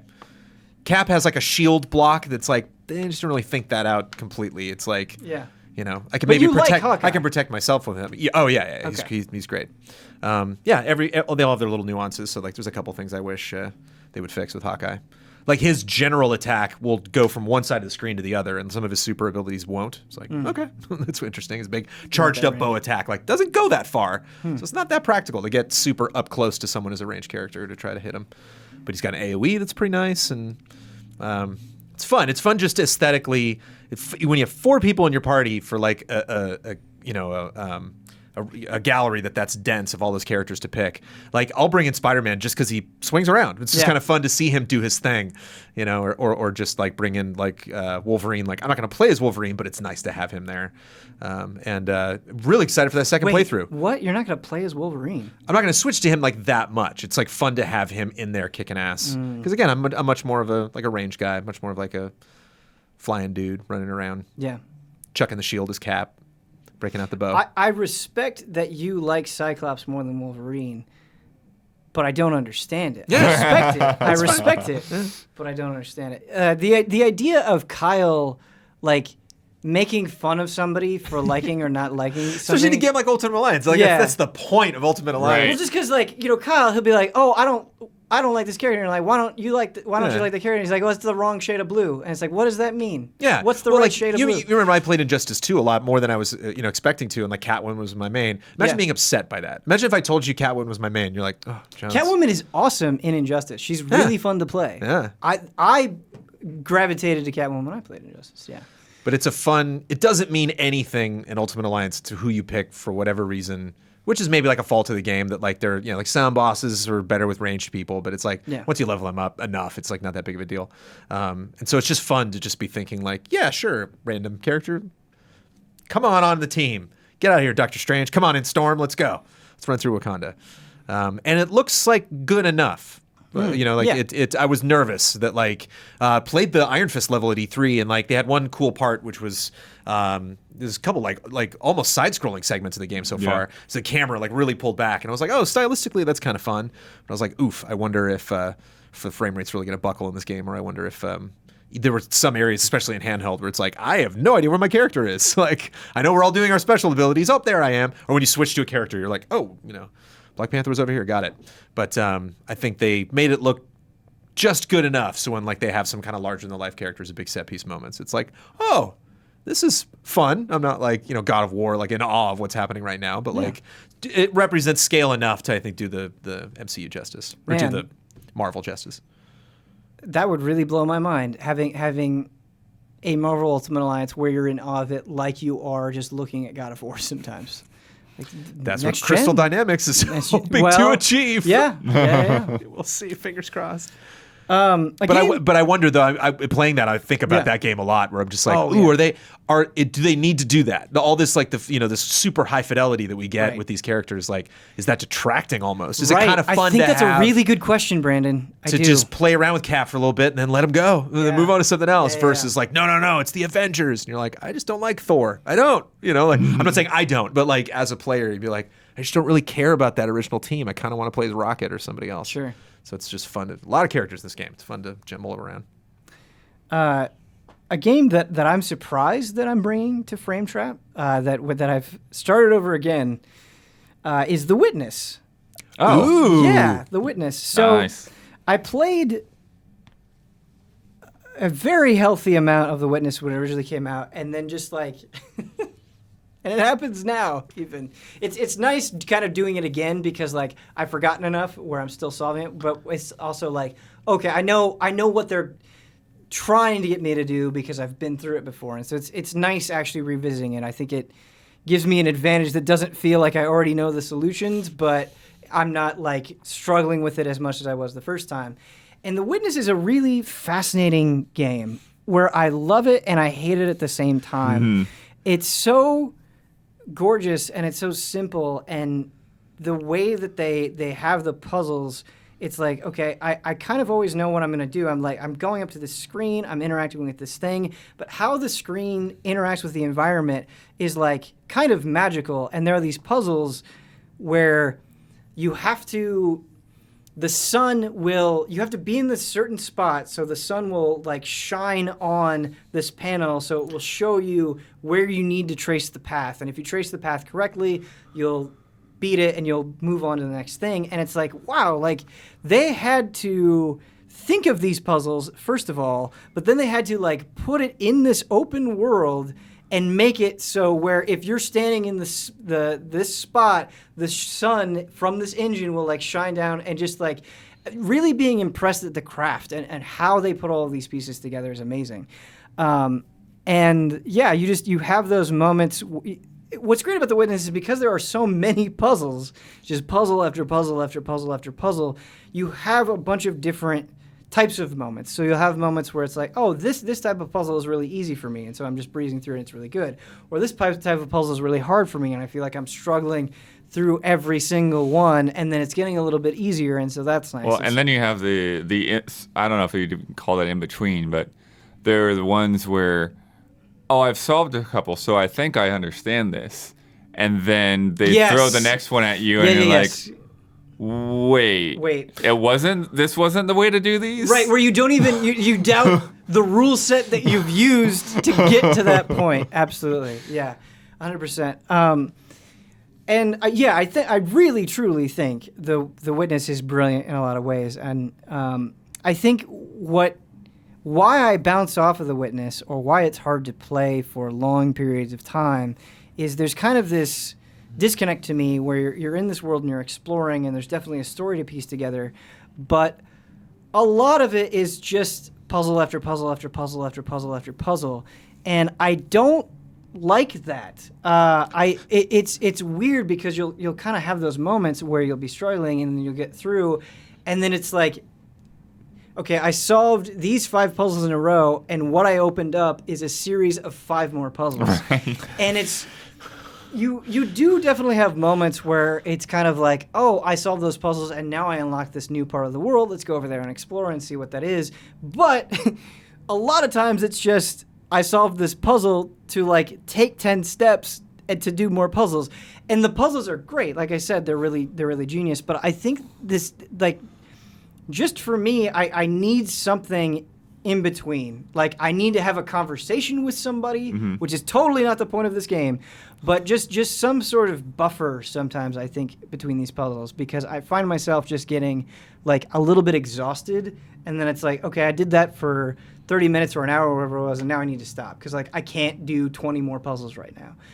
Because it's kind of a nonstop onslaught. Amanda's huge puzzle fan, and she just got burnt. Yeah. Every time, like, it's funny that you just kind of like, threw Witness at me, because every now and then, she'll be like, "What was the game with the island and the charts?" And I'm like, "Witness." She's like, "Right. Yeah, I didn't want to finish that." And I'm like, "I know," and I was really surprised. Like, I thought that was gonna be something that you were gonna, even in your case where you'd come back to it later, and that seems like a very tricky game from the brief bit of Witness that I played, because that game to me is almost like step away from like a puzzle game with an inventory that's in your brain. Yeah, it's like you have the tools, but like none of that's just gonna be there for you in the game. You got to carry it with you and cognitively actually connect the dots, literally. Yeah, it's interesting, and to the credit of The Witness, it's a game that never left me. Like, I would think about it sometimes, or I would think about certain puzzles or whatever, because I run into this thing, I'll call it the Zelda dilemma, where, like, even when you were describing a mechanic in Rad, you're like, oh, it's a spin slash, like in Zelda. I have that happen all the time. Like, I'm pretty much playing games all the time, and there's always, like, something I can compare to something else, where it's like, oh, okay, like, classic Zelda puzzle, right? Where it's like you have one lit torch and then an unlit torch. You clearly need to go and light the torch. And you have that moment all the time in games where it's like, well, based on, my experience with platformers or action games or adventure games, I know that this thing needs to work this way, because they're just copying from these other people, which is totally fine. But I think that's what's so special about The Witness is, despite there being a ton of line puzzles, like the way that they're making you think, and not only about the thing that's on the screen, but then the thing that's on the screen and then the environment. It's like, I haven't ever really encountered something exactly like this. Like, these puzzles are making me think in new ways, not just in comparison to other games, but within The Witness itself. Yeah. These sets of puzzles can feel so different, despite coming from kind of like this main starting point. And so I think that's why this game, like, I just would keep thinking about it sometimes, and I'm like, man, I want to get back to that. Yeah. Well, and I think kind of ultimately what it comes down to is it's like, it's not, we've seen so many like adventure games with puzzles in them, like Zelda or whatever. We're like, this is not an adventure game with puzzles in it. This is a puzzle game. Right. This is a puzzle. Relentlessly so. Yeah. and to the point where the part that blows my mind is the stuff that, like, the way that some of the puzzles incorporate the world, to the point where, like, this whole world, every part of this world has to work together so that this thing works from this angle and this thing works from when you go on this, like, boat around the island and like this. And just like, how the heck do you even fathom crafting it all? Like, Right, it's just, yes. I don't know. Yes. I really enjoyed social media when this game was popular, just during the zeitgeist, because people would be like waiting for a train and would just see like a sequence of buildings in front of them and like take a picture and just post and be like, I got this. Like they start to solve it. Yeah. And that was like, it's a fun meme because you would have that happen in the world, and then if that's kind of bleeding into reality, then that is a powerful design structure. That's Yes. like Right. visually, he was definitely onto something. Yeah, and it's a game where there are times where I need to take a picture of it with my phone or get out a pen and paper Yes. and do it. And I also really like that element of it as well. Just I don't know. There aren't. I feel like with a lot of games, when you need to know something, you're just typing into a search bar on your phone, and so to have a solution process that feels a little bit more mechanical, I guess it's just more satisfying. Like your brain is just working a little bit harder, which is really, really cool. It like shakes up the notion of like skill, Yeah. like what tools I need to progress in this game. Right. If you like break out a pen and paper, start to write it down, you're like, wait, am I cheating right now? No, I guess I'm not. I guess that's like Right. how I'm supposed to do this. But it's Yeah. like now you're like, oh damn, where's that piece of paper? It's like it becomes attached to the game. This like tool that you're using in the real world. It's fun. Man, I would love to sit down with Jonathan Blow and realize how much more intelligent he is than me. But like, I would love to have a conversation with him because there are so many moments where it's like, oh, like you thought of that. And I love in any video game. I love those moments where it's like, I can't believe like you designed it in that way. That's so brilliant. I can't think of a better way to do that because in The Witness, like you have these screens that has the puzzle on it, and you'll be like 70% of the way there. Like, let's say you need to draw a path, and it's like, I know that this is like 70% right. I'm just not getting that last 30%. What it'll do is like, if you do the path and you get it wrong, like your line won't fade immediately. It won't just disappear. It will very, very slowly fade, and you'll have a good, healthy handful of seconds to like look at it and just kind of burn it into your brain. So when you're doing it again, you already have that mentally mapped, and it's like that's so smart. It's genius that you didn't just immediately evaporate my line. Like that makes it easier to solve. And so, yeah, I love moments like that because you feel like the game is on your side then. And in a game where it's very easy to feel like an idiot, I think little touches like that are kind of like invisible, like, don't worry, like keep going. Use what you had to push on ahead. And so, yeah, just a really cool, impressive game. Also, a Blast from the Past. I wonder if it's from that same time, maybe a little bit before, but you've been playing Bloodworth. Alien Isolation. Yeah. So we started this at Easy Living, and I think I've had like one other night into it since then. But yeah, this game is nuts because I don't know. I mean, I guess fear is part of it, but it's more in a way that's like it's stressful.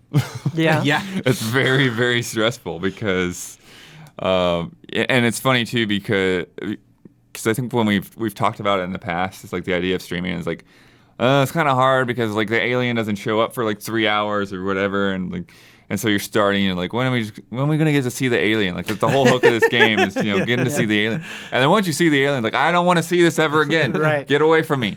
Just go away. But yeah, so it's this sense of like just trying to find the path to just get what you're trying to get done, and and again we were talking about in a lot of these games, just that, just the entertainment you get out of exploring a space, and just the aesthetic that the alien universe has or whatever, and it's in trying to learn about the history and like, okay, what really went wrong? What's going on here? What are these story threads? But the game doesn't let you enjoy that. Right. Like you walk up to a terminal and you start reading or listening to audio log, and then right through the back, there's the alien. Like, okay, even to explore, like I've got to like say is this worth it? Is like going down this hallway to this spot that I know is a dead end. Right. Is that going to be worth it when I can just like, I can just get by right now, and I can get back to a phone and save the game. So I think that's tricky. Yeah.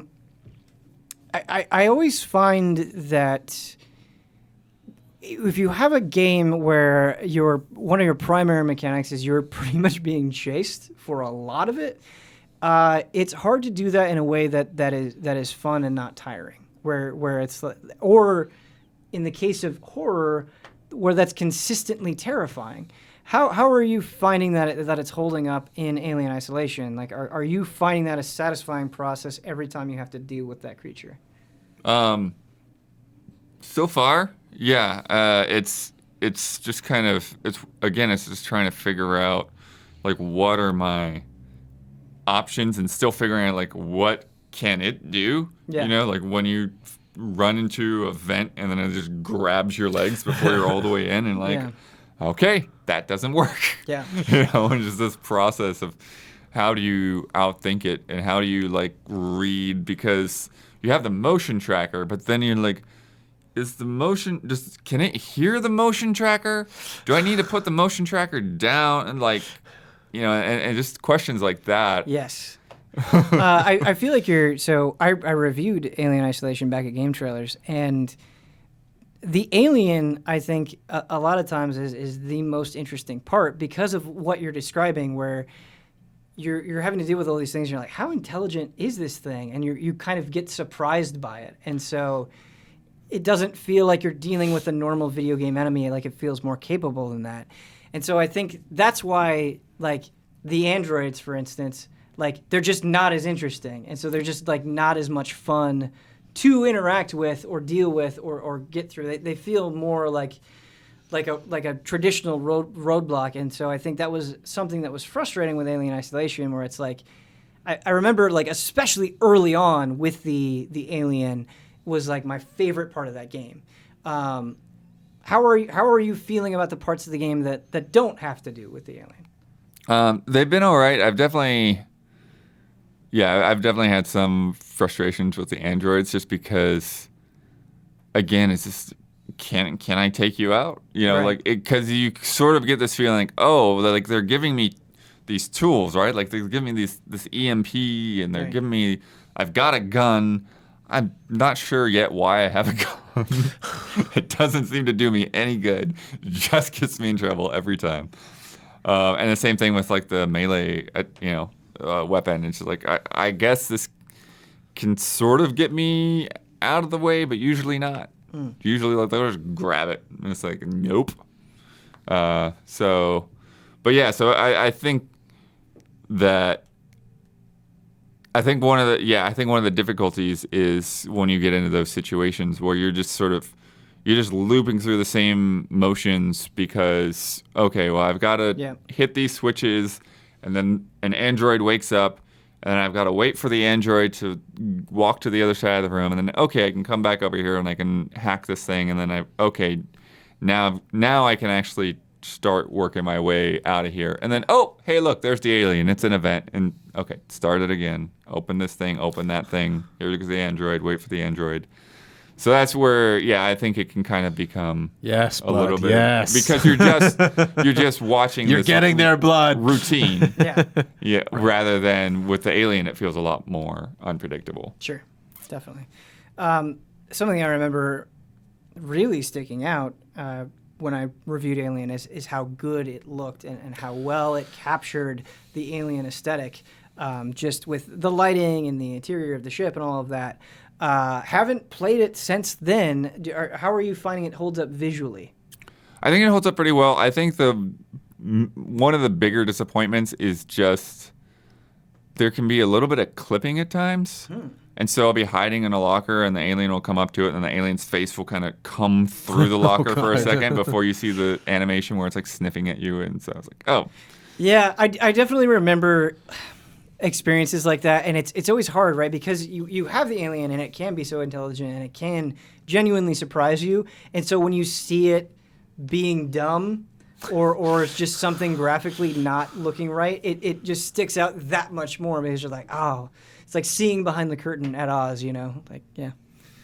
But cool. So where are you at with Alien Isolation? Like how far in are you? It's kind of a lengthy game. Yeah, I don't know.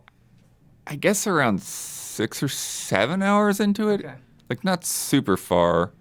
I'm trying. It's been a few nights since I played it, so I'm trying to remember like what the area that I'm getting into is now. But I've definitely I went through the whole medical area, which was kind of like the first big spot, and I remember there being like some kind of explosion or something I had to run away from, and then got back into.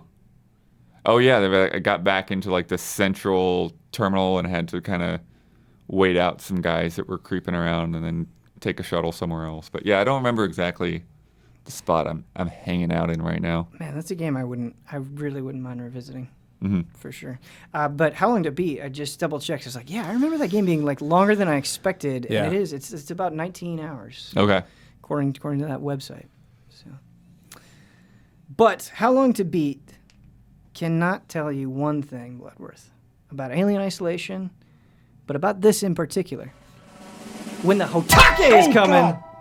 That didn't quite make sense, but we got there. We got there with the HOTTAKE. I've been thinking a lot about the next generation. Pretty much every time I do a frame trap, like I have a next generation HOTTAKE lined up, just because it's on the mind. I've been thinking about it, and it's always interesting to see how games evolve from generation to generation and how that colors what you expect out of the next generation. So if I look at the 360 and PS3 era, it's game updates, it's DLC, it's that sort of thing. Things that got really normalized. It's buying things digitally. I think of last generation. For this generation, kind of like the dominant thing that I'm thinking of is ongoing games. Yeah. And games that dramatically change, sometimes like completely transform throughout the course of their life. And how that, in my mind, how that kind of butts up against like what we expect out of a next generation. Because if we kind of go back to a classic idea of next generation, it's like we're done with all of that. We have all this new power. We're going to play new things. We're going to get bigger and better sequels. We're going to get new ideas that we've never had before. And kind of with these ongoing games, that mentality doesn't really fit. And I think for a lot of people, they may be heavily invested in something. They may be heavily invested in an ongoing game, and it will change the types of games that they purchase in the future or how they play games. So like Dauntless is a really good example for me. Dauntless is a Monster Hunter style game that I dabbled in, but felt like reluctant to like really get into because it's like Iceborne is along the way. Like I'm already so invested in Monster Hunter World. Yeah. Why would I play Dauntless? Even though it's free and, all of that, it's like I've got my Monster Hunter thing. And I think that happens for a lot of people. Yeah. Well, yeah, it's essentially the same dilemma that, people have trying to be the next WoW. Right. It's like there are all of these other MMOs, but do any of them really have the population? Right. And I think about kind of that MMO time, and you get the conversations of like, is this going to be the next WoW killer? But I think what was different about the MMO time is like a lot of MMOs would come out and then quickly fail. Whereas a lot of these ongoing games are extremely successful. Like they have very healthy communities. Like The Division 2 is kicking, you know. Destiny, Rainbow Six, right? yeah. Rainbow Six, like there are countless examples of things that are alive and well and have strong communities, and so this is all a very long-winded way of asking the question of how do you think that will impact the next generation, both for yourself and for consumers as a whole. And I guess maybe Brandon, a way to personalize it is like you were very into Fortnite. Yeah. Like, do you imagine you'll still be playing Fortnite or other games as opposed to maybe checking out like new things? Like, do you think these ongoing services will dictate the readiness with which you check out new next generation stuff? Yeah, I think what's smart and ultimately what attracted me to Fortnite was I think they did give us like the launch package or whatever. So, but like a lot of a lot of the best stuff in Fortnite is free to play. Warframe is a game that I've always been like so close to playing, and like it does look really interesting, and it looks like What's interesting too about this last gen, not to bring this into it because I talk about this game all the time, but I've been like crazy addicted to Galaxy of Heroes, and like there's a lot of like mobile ideology that these games have kind of adopted. This idea of like we want you to come in, we want it to be beneficial for you to keep playing this game, and so I'm playing this Star Wars like turn-based game, and to be honest, like it fascinates me that like the actual moment-to-moment gameplay every day isn't really what excites me. It's just the investment. Like I've already like put in so much time, and we've got a guild, and so it's really like kind of these big, more like tentpole events that keep it exciting and not necessarily like the day-to-day fun. It's kind of how I felt in like Animal Crossing. And like my heaviest going around shaking trees every day. My heaviest period of Warcraft play, like during Lich King and Cataclysm, where I'm really questioning like, am I having fun right now? or am I just so into this that I can't stop? I got to do absolutely every single aspect of it. And so what's fascinating kind of reminds me also another interesting tangent is us. Like you look at like Warframe trying to, to make it happen in this huge expansive space, and you look at us having their own convention. EZA, like, and realizing there are like so many people that do what we do, that talk about games, that, cover gaming news, and how much can we get by just with the small community that we have, and just meeting their expectations, having them talk about the future, and being small enough that we can adjust what we're doing kind of month to month. So it's interesting seeing something like Fortnite, which almost has like a new announcement every month, versus something like Monster Hunter, which Iceborne is a much bigger deal. Like this is going to last us the entire year. And so it's interesting as we move into the next gen. That is like the question for me is like, oh, we have this new, update, Grand Theft Auto Online. We're like, how often do they update? How significant is that update? Even though it is free, there is some stuff in there that you do have to purchase. And so I think that's like kind of the biggest question is like, how often does this game update? How significant is that? And how much a demand is there for me to like keep up with that, to even just get involved? If I walk away for like 6 months and come back, am I like out now, or am I just, oh no, I'm a little bit behind? And 14 has been interesting that way to have like Damiani, who's super in it, and then like Brad, who's not as much, but and kind of getting a sense by how they talk about it, how hard is it for Brad to keep up with Damiani? Right. Yeah, man, there's so many things like that now where it kind of just used to be MMOs for me, where it was like, oh man, I haven't played this in 6 months. It's a totally different game. Now a lot of things feel like that. Yeah. Which is very weird, and can be kind of isolating at times. But Blood, a question to you is like a lot of these games are heavily monetized in the sense that like they find new ways for you to spend money throughout the course of their life, and I think just as a player, if you buy into that super hard, like let's say you're like, this is my game, man. Like I'm gonna buy all the costumes, all the colors, whatever it is, however they monetize. Like when next gen rolls around, if you've already done that, and I think with more games being a service. Like, let's say you do that a couple of times. Maybe there's 3 games that you go really hard on. If more games keep doing that, like, do you eventually reach a point where you're like, no, I've seen it, I've done it? Sure. I mean, well, I think one of the things, too, I think that all of the noise and stuff that finally got PlayStation to cave with the cross-play and the cross-save stuff that's coming to more and more games. Like, I think that's, like, the stepping stone for where next gen is going to be, because these games aren't going anywhere. Right. If you want people to play them on your new hardware, you've got to make it as easy as possible to, play the same games that they've already been playing. Right. But I guess the question for next gen, like let's say you have something like Rainbow Six Siege, where you can spend money on operators and stuff. Like at what point do you just make Rainbow Six Siege available to play on PS5 and you just keep updating that? You've got to. Or like you've got to at some level, yeah. Yeah, but like where is the math? Like what's the table of like it's better for us to make a brand new game and try to, get I think the math is how much are people still spending on it on a regular Right, that's exactly. How healthy is the community in general? Yeah, but it's just such an interesting question to me because I do think that it raises the question that makes me wonder is, well, do I have to buy Rainbow Six Siege again Right. on the PlayStation 5. Right. You know, that's where people are going to be like, you know, but at the same time, it almost makes me wonder if it's like a sports game where it's like, well, yeah, of course. I've already put hundreds of dollars into the operators and everything else. So yeah, what's another $60 just to play it on my new system so I don't have to plug in my PS4 anymore? It's just a hard dilemma for me because it's like, as on one hand, it's really great now that if you buy into a game that like there's a pretty good chance that it's going to be supported. Like it was really awesome going to Evo and being like, man, every major game here like has some like DLC that it's getting. It has some future ahead of it. It's not like it's a dead game. Like there's more coming for all of these games. I love that. But then on the other hand, it's like, what is the cost of just like continually updating this thing? Like if they didn't do that, like if we weren't in this time, would we be getting like new ideas? Like would those teams go on to make other things? Like how is that impacting development of different games or not? And like how will that shape next generation?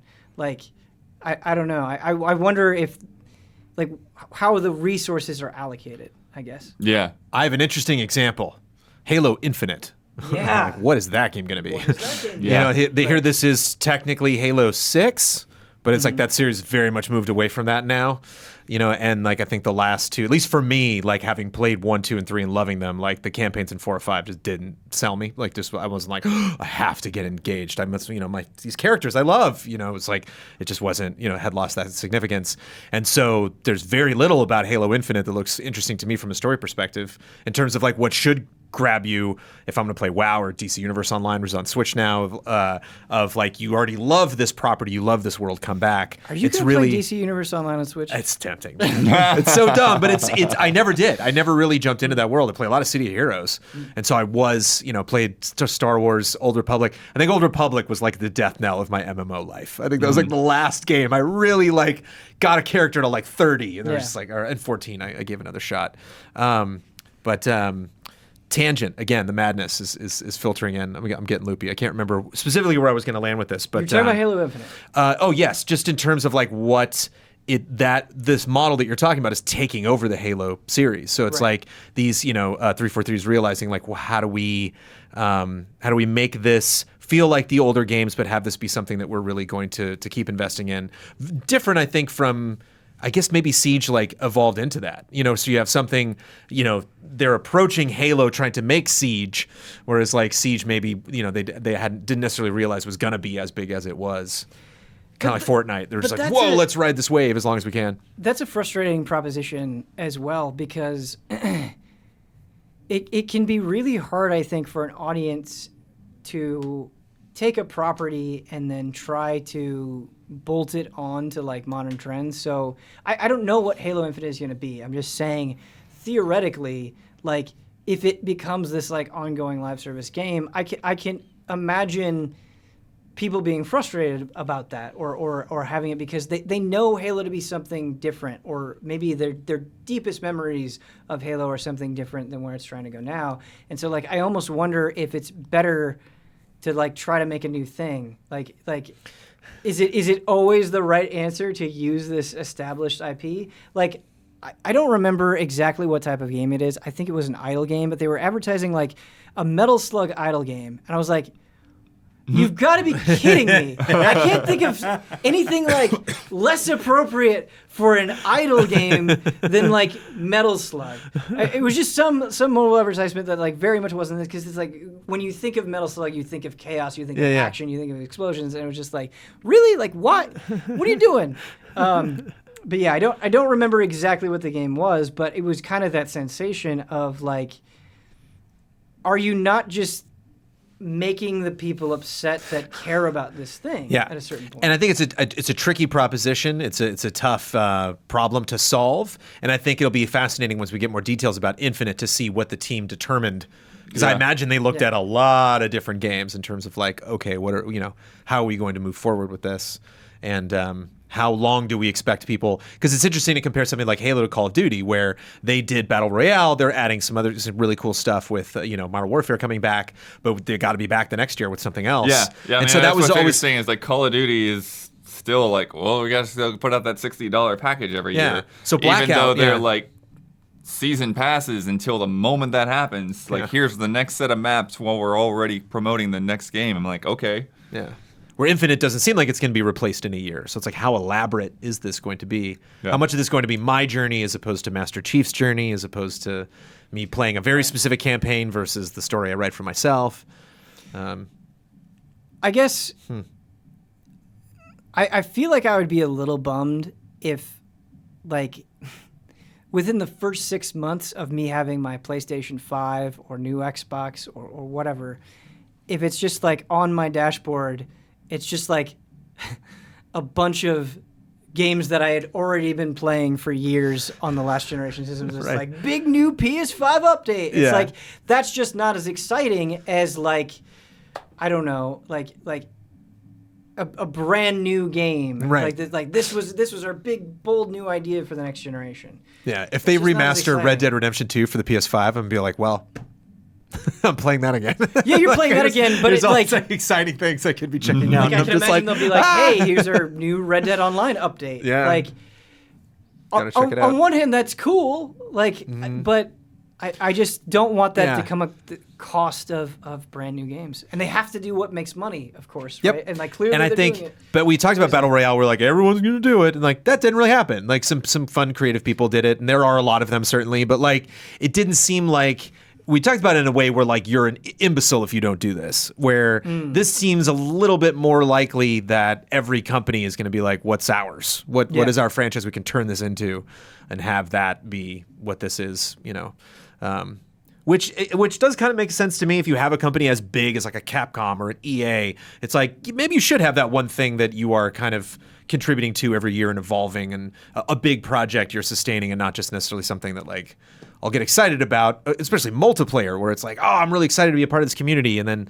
6 months later, like, you're out. There's no reason that they're all gone. They're on to something else. Right. It's kind of nice to like come back 3 years later and like people are still here. They're still playing. That's what I miss about MMOs. You said MMO time, and I got real sad. I was like, oh yeah, there was like the golden age. Like, we're not going back there. It's not. Right. We're not coming back. It can't sustain. These worlds were too big. It's got to be fancier. Man, there's got to be more ads. The MMO time was so interesting because it was like, okay, we're exactly like the other guys in all of these other ways, except for like this one thing. Yeah. That was how they would hook it. And like even the Old Republic, like the Old Republic has a lot of WoW in it, but it's like, wait, look at our cutscenes, guys. Like these are way more elaborate than what Blizzard is doing. But yeah, I don't know. I think going back to Anthem is a really good thing where like I think people can smell it now. Like I think people can smell when your game is more of how is this like commercially viable versus like actually good quality product.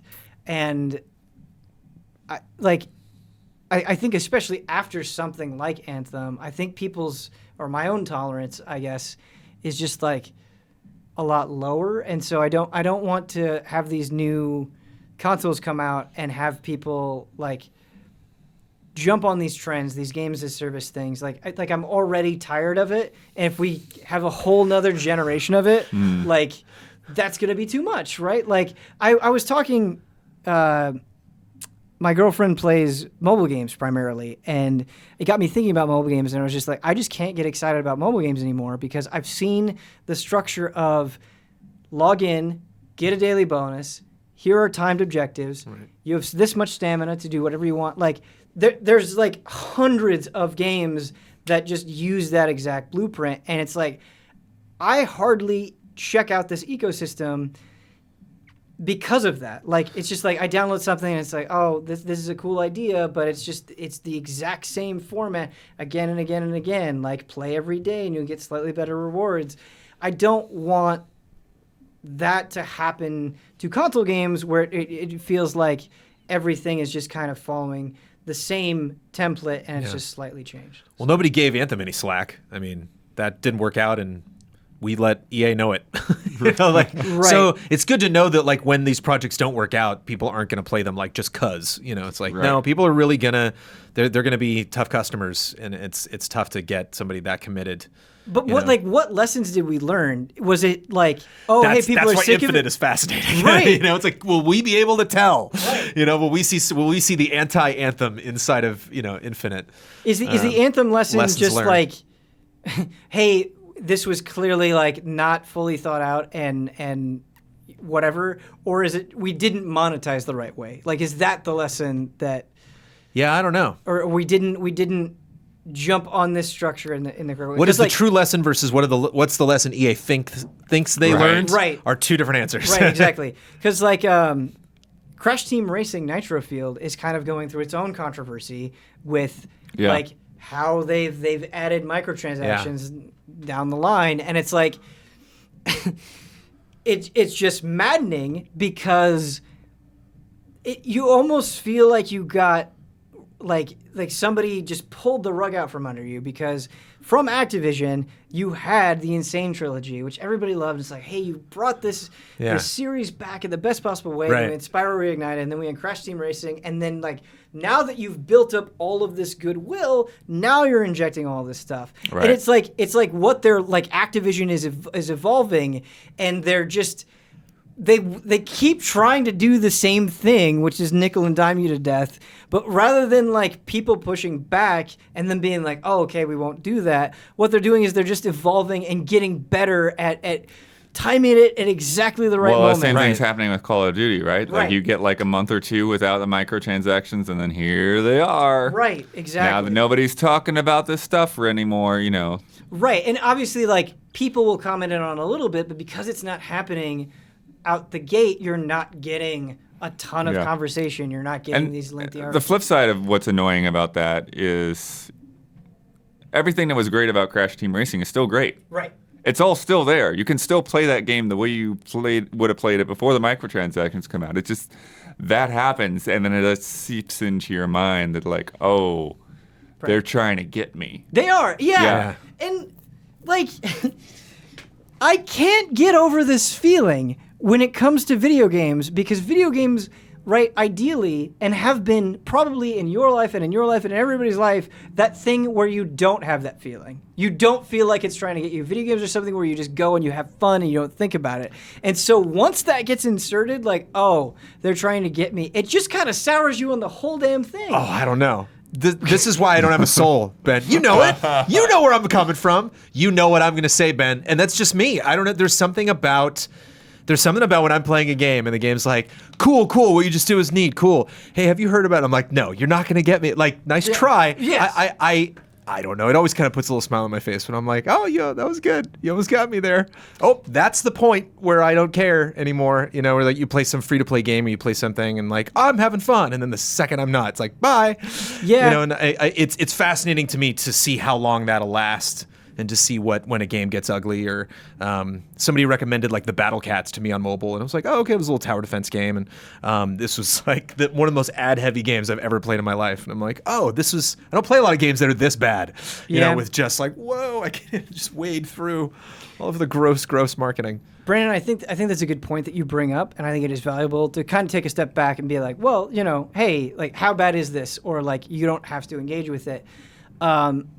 But I guess when I think about it, the perspective isn't like this individual example. Like any game, it's like, okay, like Crash Team Racing, right?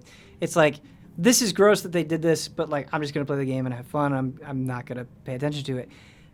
It's like with me in advertising, where like, I don't hate ads on their own. It's just like when you're consuming something and you feel like it's just the barrage. And so it's like the more that things do it, the more that increases in volume. It's not even like that I'm worried about getting sucked in or spending too much money or falling victim to it. It's just kind of like, just shut up. Like, I get it. Yes. Like when everything is doing it, Right. it just becomes this wall of white noise, and you're just like, please just shut up. I don't know. You know, and the more that it is, the harder it feels like it is to turn it off. And I'm not saying I can stomach it because what they're doing isn't gross. It's super gross. Yeah. I just feel strangely empowered as a consumer when these things pop up, and I realize like, oh, I don't have to buy your nonsense. Like you packaged it in a way that like you would think, of course, naturally I would, but like I don't. So I guess that's kind of why I feel happy in those moments, because I realize like, ha ha ha, nice try. You almost got me. Super close. Maybe to wrap this conversation up, is it is it going to just get worse, quote unquote? I mean, to an extent, but at the same time, it's like there's definitely going to be a limit to what people will put up with. Yeah. Mm-hmm. And, just as we're seeing with a lot of things, like when you cross that line, and like you get a lot of angry people, Definitely. What I will say though, in argument to that, is the line is always changing, right? Yeah. Like I remember the release of downloadable content and feeling like, oh man, like every single time the conversation of DLC comes up, people get angry about it. Like people do not like this. Mm-hmm. That just does not happen anymore. Like DLC is expected. It's weird if you don't have DLC, and so that line shifted. And so I wonder if the line for this is shifting now. And so what's angering us now in 2019? Sure. What sort of arguments, what sort of things are we going to be fighting about in 2025? I don't know. Are we ready for some emails? Yeah. This one is a bit of a long one, but I really like it. I think it's a good one to start us off here. It's about how to get a significant other into gaming. Just some questions. Nice. Which is cool. I forgot my iPad, and so I'm like using my phone for everything, so it takes me like a little bit to switch between stuff. But Kareem asks, hello allies.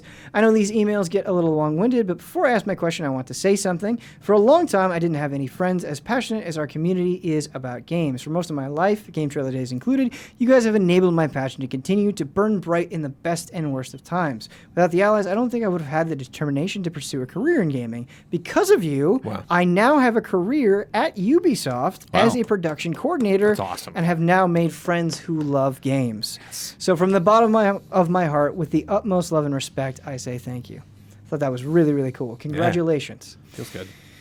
Now for the question. I am now at the beginning of my first serious relationship. I really like this girl and can see myself spending the rest of my life with her.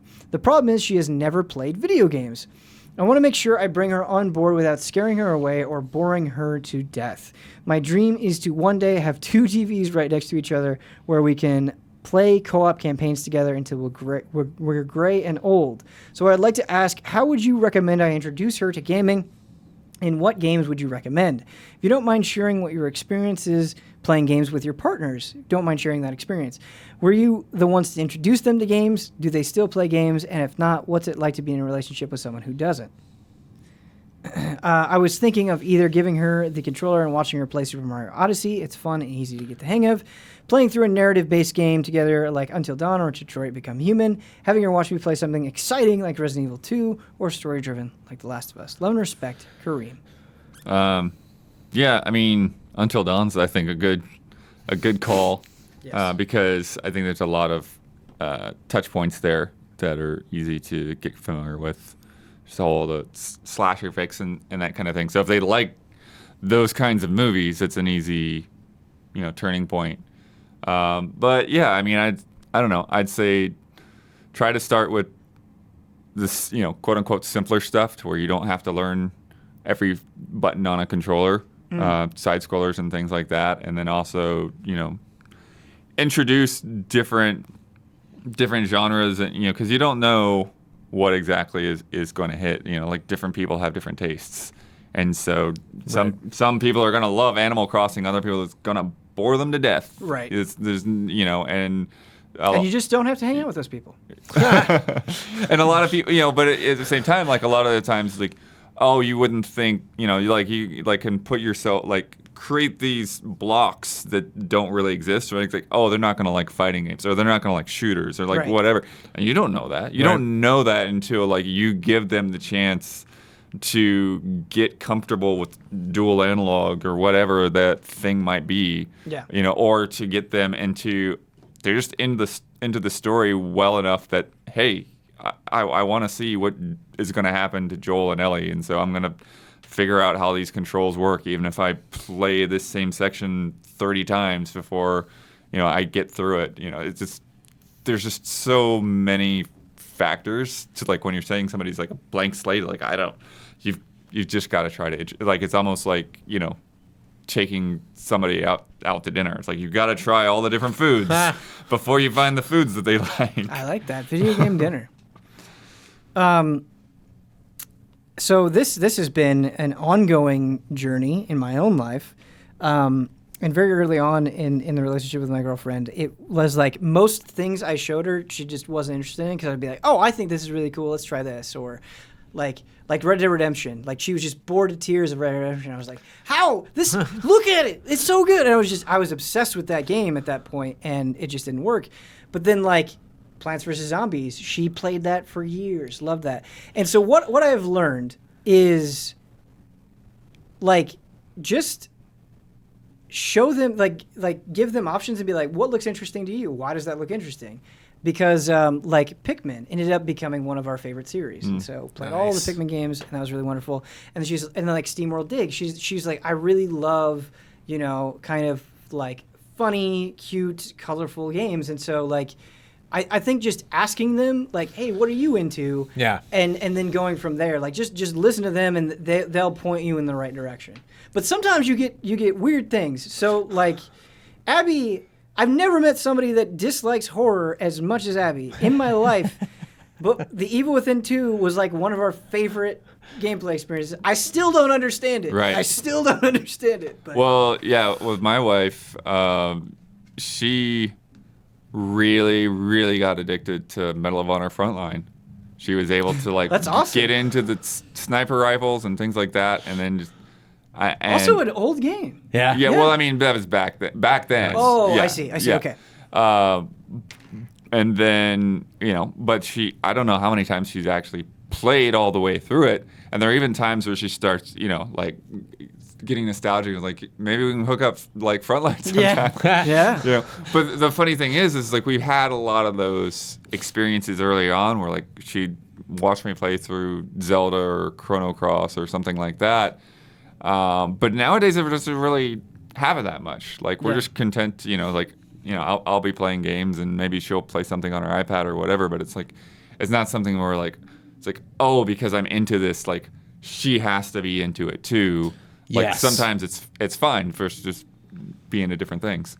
Gotcha. Yeah. Yeah, I think, like, everything that Amanda and I enjoy, we found out just naturally, because it was like, oh, you're into that? Oh, I'm into that. Okay, cool. Then we can be into that together. Like, there's nothing out of obligation. There's nothing that, like, sometimes for work, I'm like, hey, I need a co-op partner. You have 10 minutes? But, like, it's, so I think it's actually more interesting to give your partner the tools, because you can either just kind of throw games at them and see what happens, or it might be really important to you that, like, this hobby's really, means a lot to me. I would love it if you were involved. No pressure, but I think it actually might be more important to pick up on the cues that they're not having fun, as opposed, because you're like, it's going to be obvious if they find, like Plants vs. Zombies or whatever, if they find something that they like. Yep. Where I can imagine can be kind of stressful if you're in a new relationship and your partner's really into games, and then they're showing you a game and you're like, how do I get out of this? Like, how do I can tell, like, oh no, it's, Ben really likes Red Dead Redemption. Like, how do I, like, Ben, I just don't like this. Right. You're like, oh, okay. Like, so you picked that up as the person introducing it.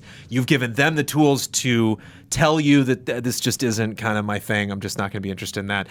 My heartbreaking one for Amanda is turn-based RPGs. I'm like, no. Yeah. Turn-based RPGs are hard to do. Like Pokemon, let's go Pikachu. I was like, hey, you might be into Pokemon. She's like, this is boring. I'm like, it is. Like, I'm not saying it's not. Going in and running through the grass 25 billion more times to get that one Pokemon.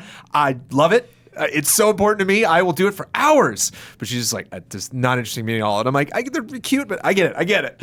Brandon, I feel like I'm commiserating with you, because, like, Abby also thinks Pokemon is, like, the most boring thing in the world. Right. And that's like, fantastic. When Animal Crossing drops in March, it'll be an event in the house. Like, builders right now, like, so good. That's awesome. So good. It was funny too, because when I had started Alien back up, I was like, hey, come and put on some headphones. Like, I want you to, like, just check this out for a second.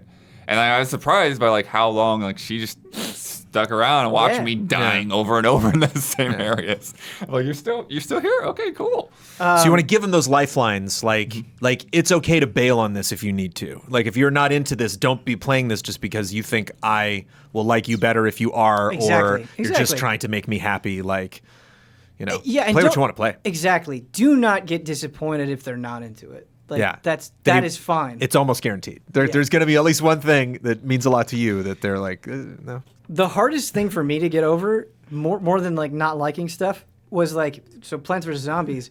She played Plants vs. Zombies 1 and then 2. That was like the only thing she played for like 4 years. I was Right. like, how do you only play one game? Yeah. Like Plants vs. Zombies is cool. Yeah. I don't know if it's 4 years cool, and that's totally fine. That was just her Yeah. method. But that was like it. She was like good. She didn't need anything else. Yeah, we went through a lot of Plants vs. Zombies. Went through a lot of FTL. What? Yeah, my Steam account, like the hours on those are just Yeah. way skewed because of how much those games got played. Amanda plays Hearthstone every single day, ever since the launch of that Just game. very Just different. doesn't skip a beat. Personalities. That's cool. Our next email, that was a great question, Kareem, and congratulations once again. Our next email comes in from John, who says, "Hey, Ben and friends, a breezy one for you. Are there any terms specific to one console/game/brand that you tend to use across the board? For example, I tend to refer to all shoulder buttons as bumpers or triggers since the Xbox 360. Yeah, I mean, I think to me that same thing happens because it's a descriptor. Yes. It's more than like, whatever random symbol you put on it. It's like, yeah, this is a bumper and this is a trigger or a button at least, Right. Whereas, like, I, for the life of me, cannot get the ZRZL. No. Yeah, I was just Into going to say my that. head. Get out of I here didn't with your even try. ZR. Yeah. L1, L2, R1, R2. The ZR and ZL is R2 and so L2, like, dumb. fine. Oh, I hate it. This one, I hate it when games call something that is like very clearly a thing, just like some other name, just for the sake of being different. Like, Oh, well, the Xbox One controllers, the lines and the screens or whatever they're called, What? instead of start and select. I just call that thing start. I Right. guess I have kind of gotten around to calling the options button the options button. Like that is on the PS4 controller. Sure, yeah. But On the Xbox, where it's not even a named thing, What is that thing lines, called? and the other The one's grill. is squares, and I think it's menu, and I don't know what the other one is. I don't know. in fighting games, I hate it when they put something that is just a super move in and call it something like it's just a super. I'm gonna call it a super. Or like if you call a skill tree something like it's a skill tree, things like that. I think are the ones, but hardware-wise, I can't. outside of what Bonfires, we've- man. Bonfires, yeah. Any game that has that's that hard. bonfire mechanic, you're gonna call it a bonfire. That one's hard though because, like, you only call it a bonfire because that is the most dominant thing. But within the context of a different game, it may not make sense for it to be a bonfire. Sure, so that sure. one I can kind of understand a little. Towers, a little bit. Towers, yeah. Definitely open it's a world concept. games. Yeah. Yep. Are there any other ones? Oh, sure. This is tough. This was a tough one, but They're definitely personal, though. they are. Mm-hmm. They We'll are have our personal. own words we're stuck on. Our last email for this frame trap comes in from Alexander, who says, "Hello, Ben and panel. Last week, Judgment's demo was released on the PlayStation Store. I was curious about this game, but wasn't ready to make a purchase because I wasn't sure how similar it would be to the Yakuza series, which don't appeal to me. After playing the demo for an hour or so, I thought, okay, this is fun and different enough. I need to play this game sometime in the future. However, the demo kept going for another 3 hours." What? I played the Judgment demo and it didn't go on that long for me. That's interesting. Anyway, during which a lot of story progress was being made. Maybe this was different than the Japanese demo. I didn't want to forget the beginning of the story, but I also didn't want to replay an entire first chapter several months later. So after the demo was over, I went to the store and bought the game.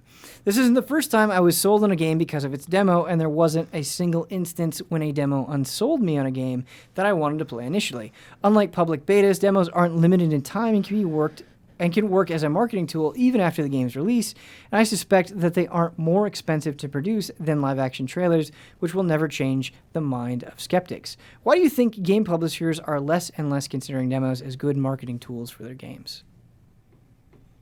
A lot of work, I imagine. I think there's some weird conception that, like, they're giving you the game for free. They're like, oh, you're getting, you're just gonna play that demo, or like, I don't know if this is still the case, but I remember for a while, like a lot of Nintendo demos, like they'd have a limited number of plays, like stuff like that. Like you can only play this game, like this demo, 15 times. Yeah, on 3DS they have that. Yeah. Yeah. It really bums me out because, like, as a kid, I lived off demos. I played so many demos. I loved demos. And I love demos because, like, I didn't have money to buy games, and my parents weren't just going to buy games, but I could convince them, because, like, at Best Buy, you could go and you could pay $5 for the new Jam Pack. And that was a reasonable thing, and you got to play a bunch of different games. And so just, like, as a kid, and I'm sure this is true for a lot of people, like, they're very worried about money, and demos were a great way to circumvent that. So I'm very nostalgic for demos, but I think what it is, honestly, is I think it's Twitch or / YouTube. Like, even from a consumer perspective, like, you could go to the store, go through its clunky menu, search for it, wait for it to download, play it, maybe get it, or you can just boot up Twitch on your phone in like a second and watch countless people playing it. And so I have to imagine that, like, publishers are looking at how people are getting introduced to those games. And I think that's why you're seeing, like, more and more publishers come out swinging with Twitch. Like Borderlands 3 is a great example where it's like they're getting popular streamers streaming that game right now to get people in, because I think they know this is how people are getting introduced. Well, yeah, that gameplay reveal event that I went to, it's like I think it was like 90 computers or whatever they had set up there in that building. Yeah. And so like round one was the press, and then the next day, or maybe even next 2 days, they had just Twitch streamers in there for hours at a time. The thing where I think Twitch and YouTube fall short, though, is like people are only going to check out what they're aware of, or if they throw enough money at it to be made aware of it, like they're doing big promotional things. That doesn't really help. It's a really weird thing in terms of like discovering games. Right. Like we even run into this, like I've been doing a playthrough of Mother 3 and I've been super inconsistent about it. So of course it's not going to like latch on in the same way. Right. But it's like there's this weird like spiral of like, well, nobody knows about this game, so nobody's going to be watching this stream. Right. Or, it's just this very hardcore niche group of people, and everyone else is like, I just watch Fortnite. It's like it doesn't matter if it is one of the best RPGs ever made because it didn't come out in the U.S. in English. Right. And even then when it did, it was a GBA game. So it's like just people didn't care about it in the same way. I do think, like, independent games, I wish they had more demos, or just smaller games, but obviously that's hard for a small team to like do and make. But Xbox Live Arcade, that used to be a requirement where every Xbox Live Arcade game needed to have a trial, and I don't know how practical it is. Probably not that practical. They don't do it anymore. But I loved that and played so many trials and downloaded so many trials as a result. And I do think it brings recognition to smaller games. I had a lovely demo experience recently on the PlayStation 4, and that was, correct me if I'm wrong, the Pixel Junk Tower Defense. Or is that Pixel Junk Monsters. Pixel Junk Monsters 2. And I hadn't played the first one, and was it you that turned me on to that? And they had the demo. Me or Huber, probably. And like I was looking forward to the demo. I remember like rushing to the store and it wasn't out yet, and I was like, oh, I'm actually like anticipating this demo. Yeah. And then like played a ton of that demo, got hooked on it, and then picked up the game when it came out and loved it. But one fun thing about demos that I experienced in that game was like, so not only did I get a kind of, comfortable with the ins and outs of how the game would work, but I like got good at that game. Like I like got to a point where it was just this one, I think it was like 2 levels in the demo, but there was one in particular that I played on like the hardest difficulty, and I tried to just do like archer towers, basically. I was like, can I pull this off? And that became like an obsession. I think I spent like, at least like an hour just trying to like beat the level in a way I don't think they intended me to, but I was like, I think there's a way I can work the pace out. So when I finally got my hands on the real game, I just like, plowed through that because I was good at it, because I'd played the demo a bunch. And so it's fun to like get your skills up, depending on if it's a genre that you really like I love tower defense. But so that was neat. Builders 2 has a demo on the Switch and PS4. So every now and then. I will say demos can work the opposite way, though. I can't think of any off the top of my head. I know it's definitely happened where the demo was like so generous that I didn't feel the need to buy the full game. Yeah. Which can happen. Which is like great for you, bad for them, but it's definitely happened. Man, can't think of any, but it's happened. But that kind of, is what you were saying earlier, that like maybe it's better if I just give you a tantalizing trailer and then give me $60, as opposed to like, hey, play this, and you might be, sated by it, and then don't go. Yeah. It's like, sorry, too much to play. I think that's going to do it for emails. I think that's going to do it for this show. Thank you so much to everybody who wrote in. The email address is askeasyallies@gmail.com. One more time, that is askeasyallies@gmail.com. Huge thank you for joining me today, Daniel Bloodworth and Brandon Jones. Woo! At the end there, in your tired, exhausted, loopy state. Yeah. Big sacrifice. And thank you all so much for watching. Until next time.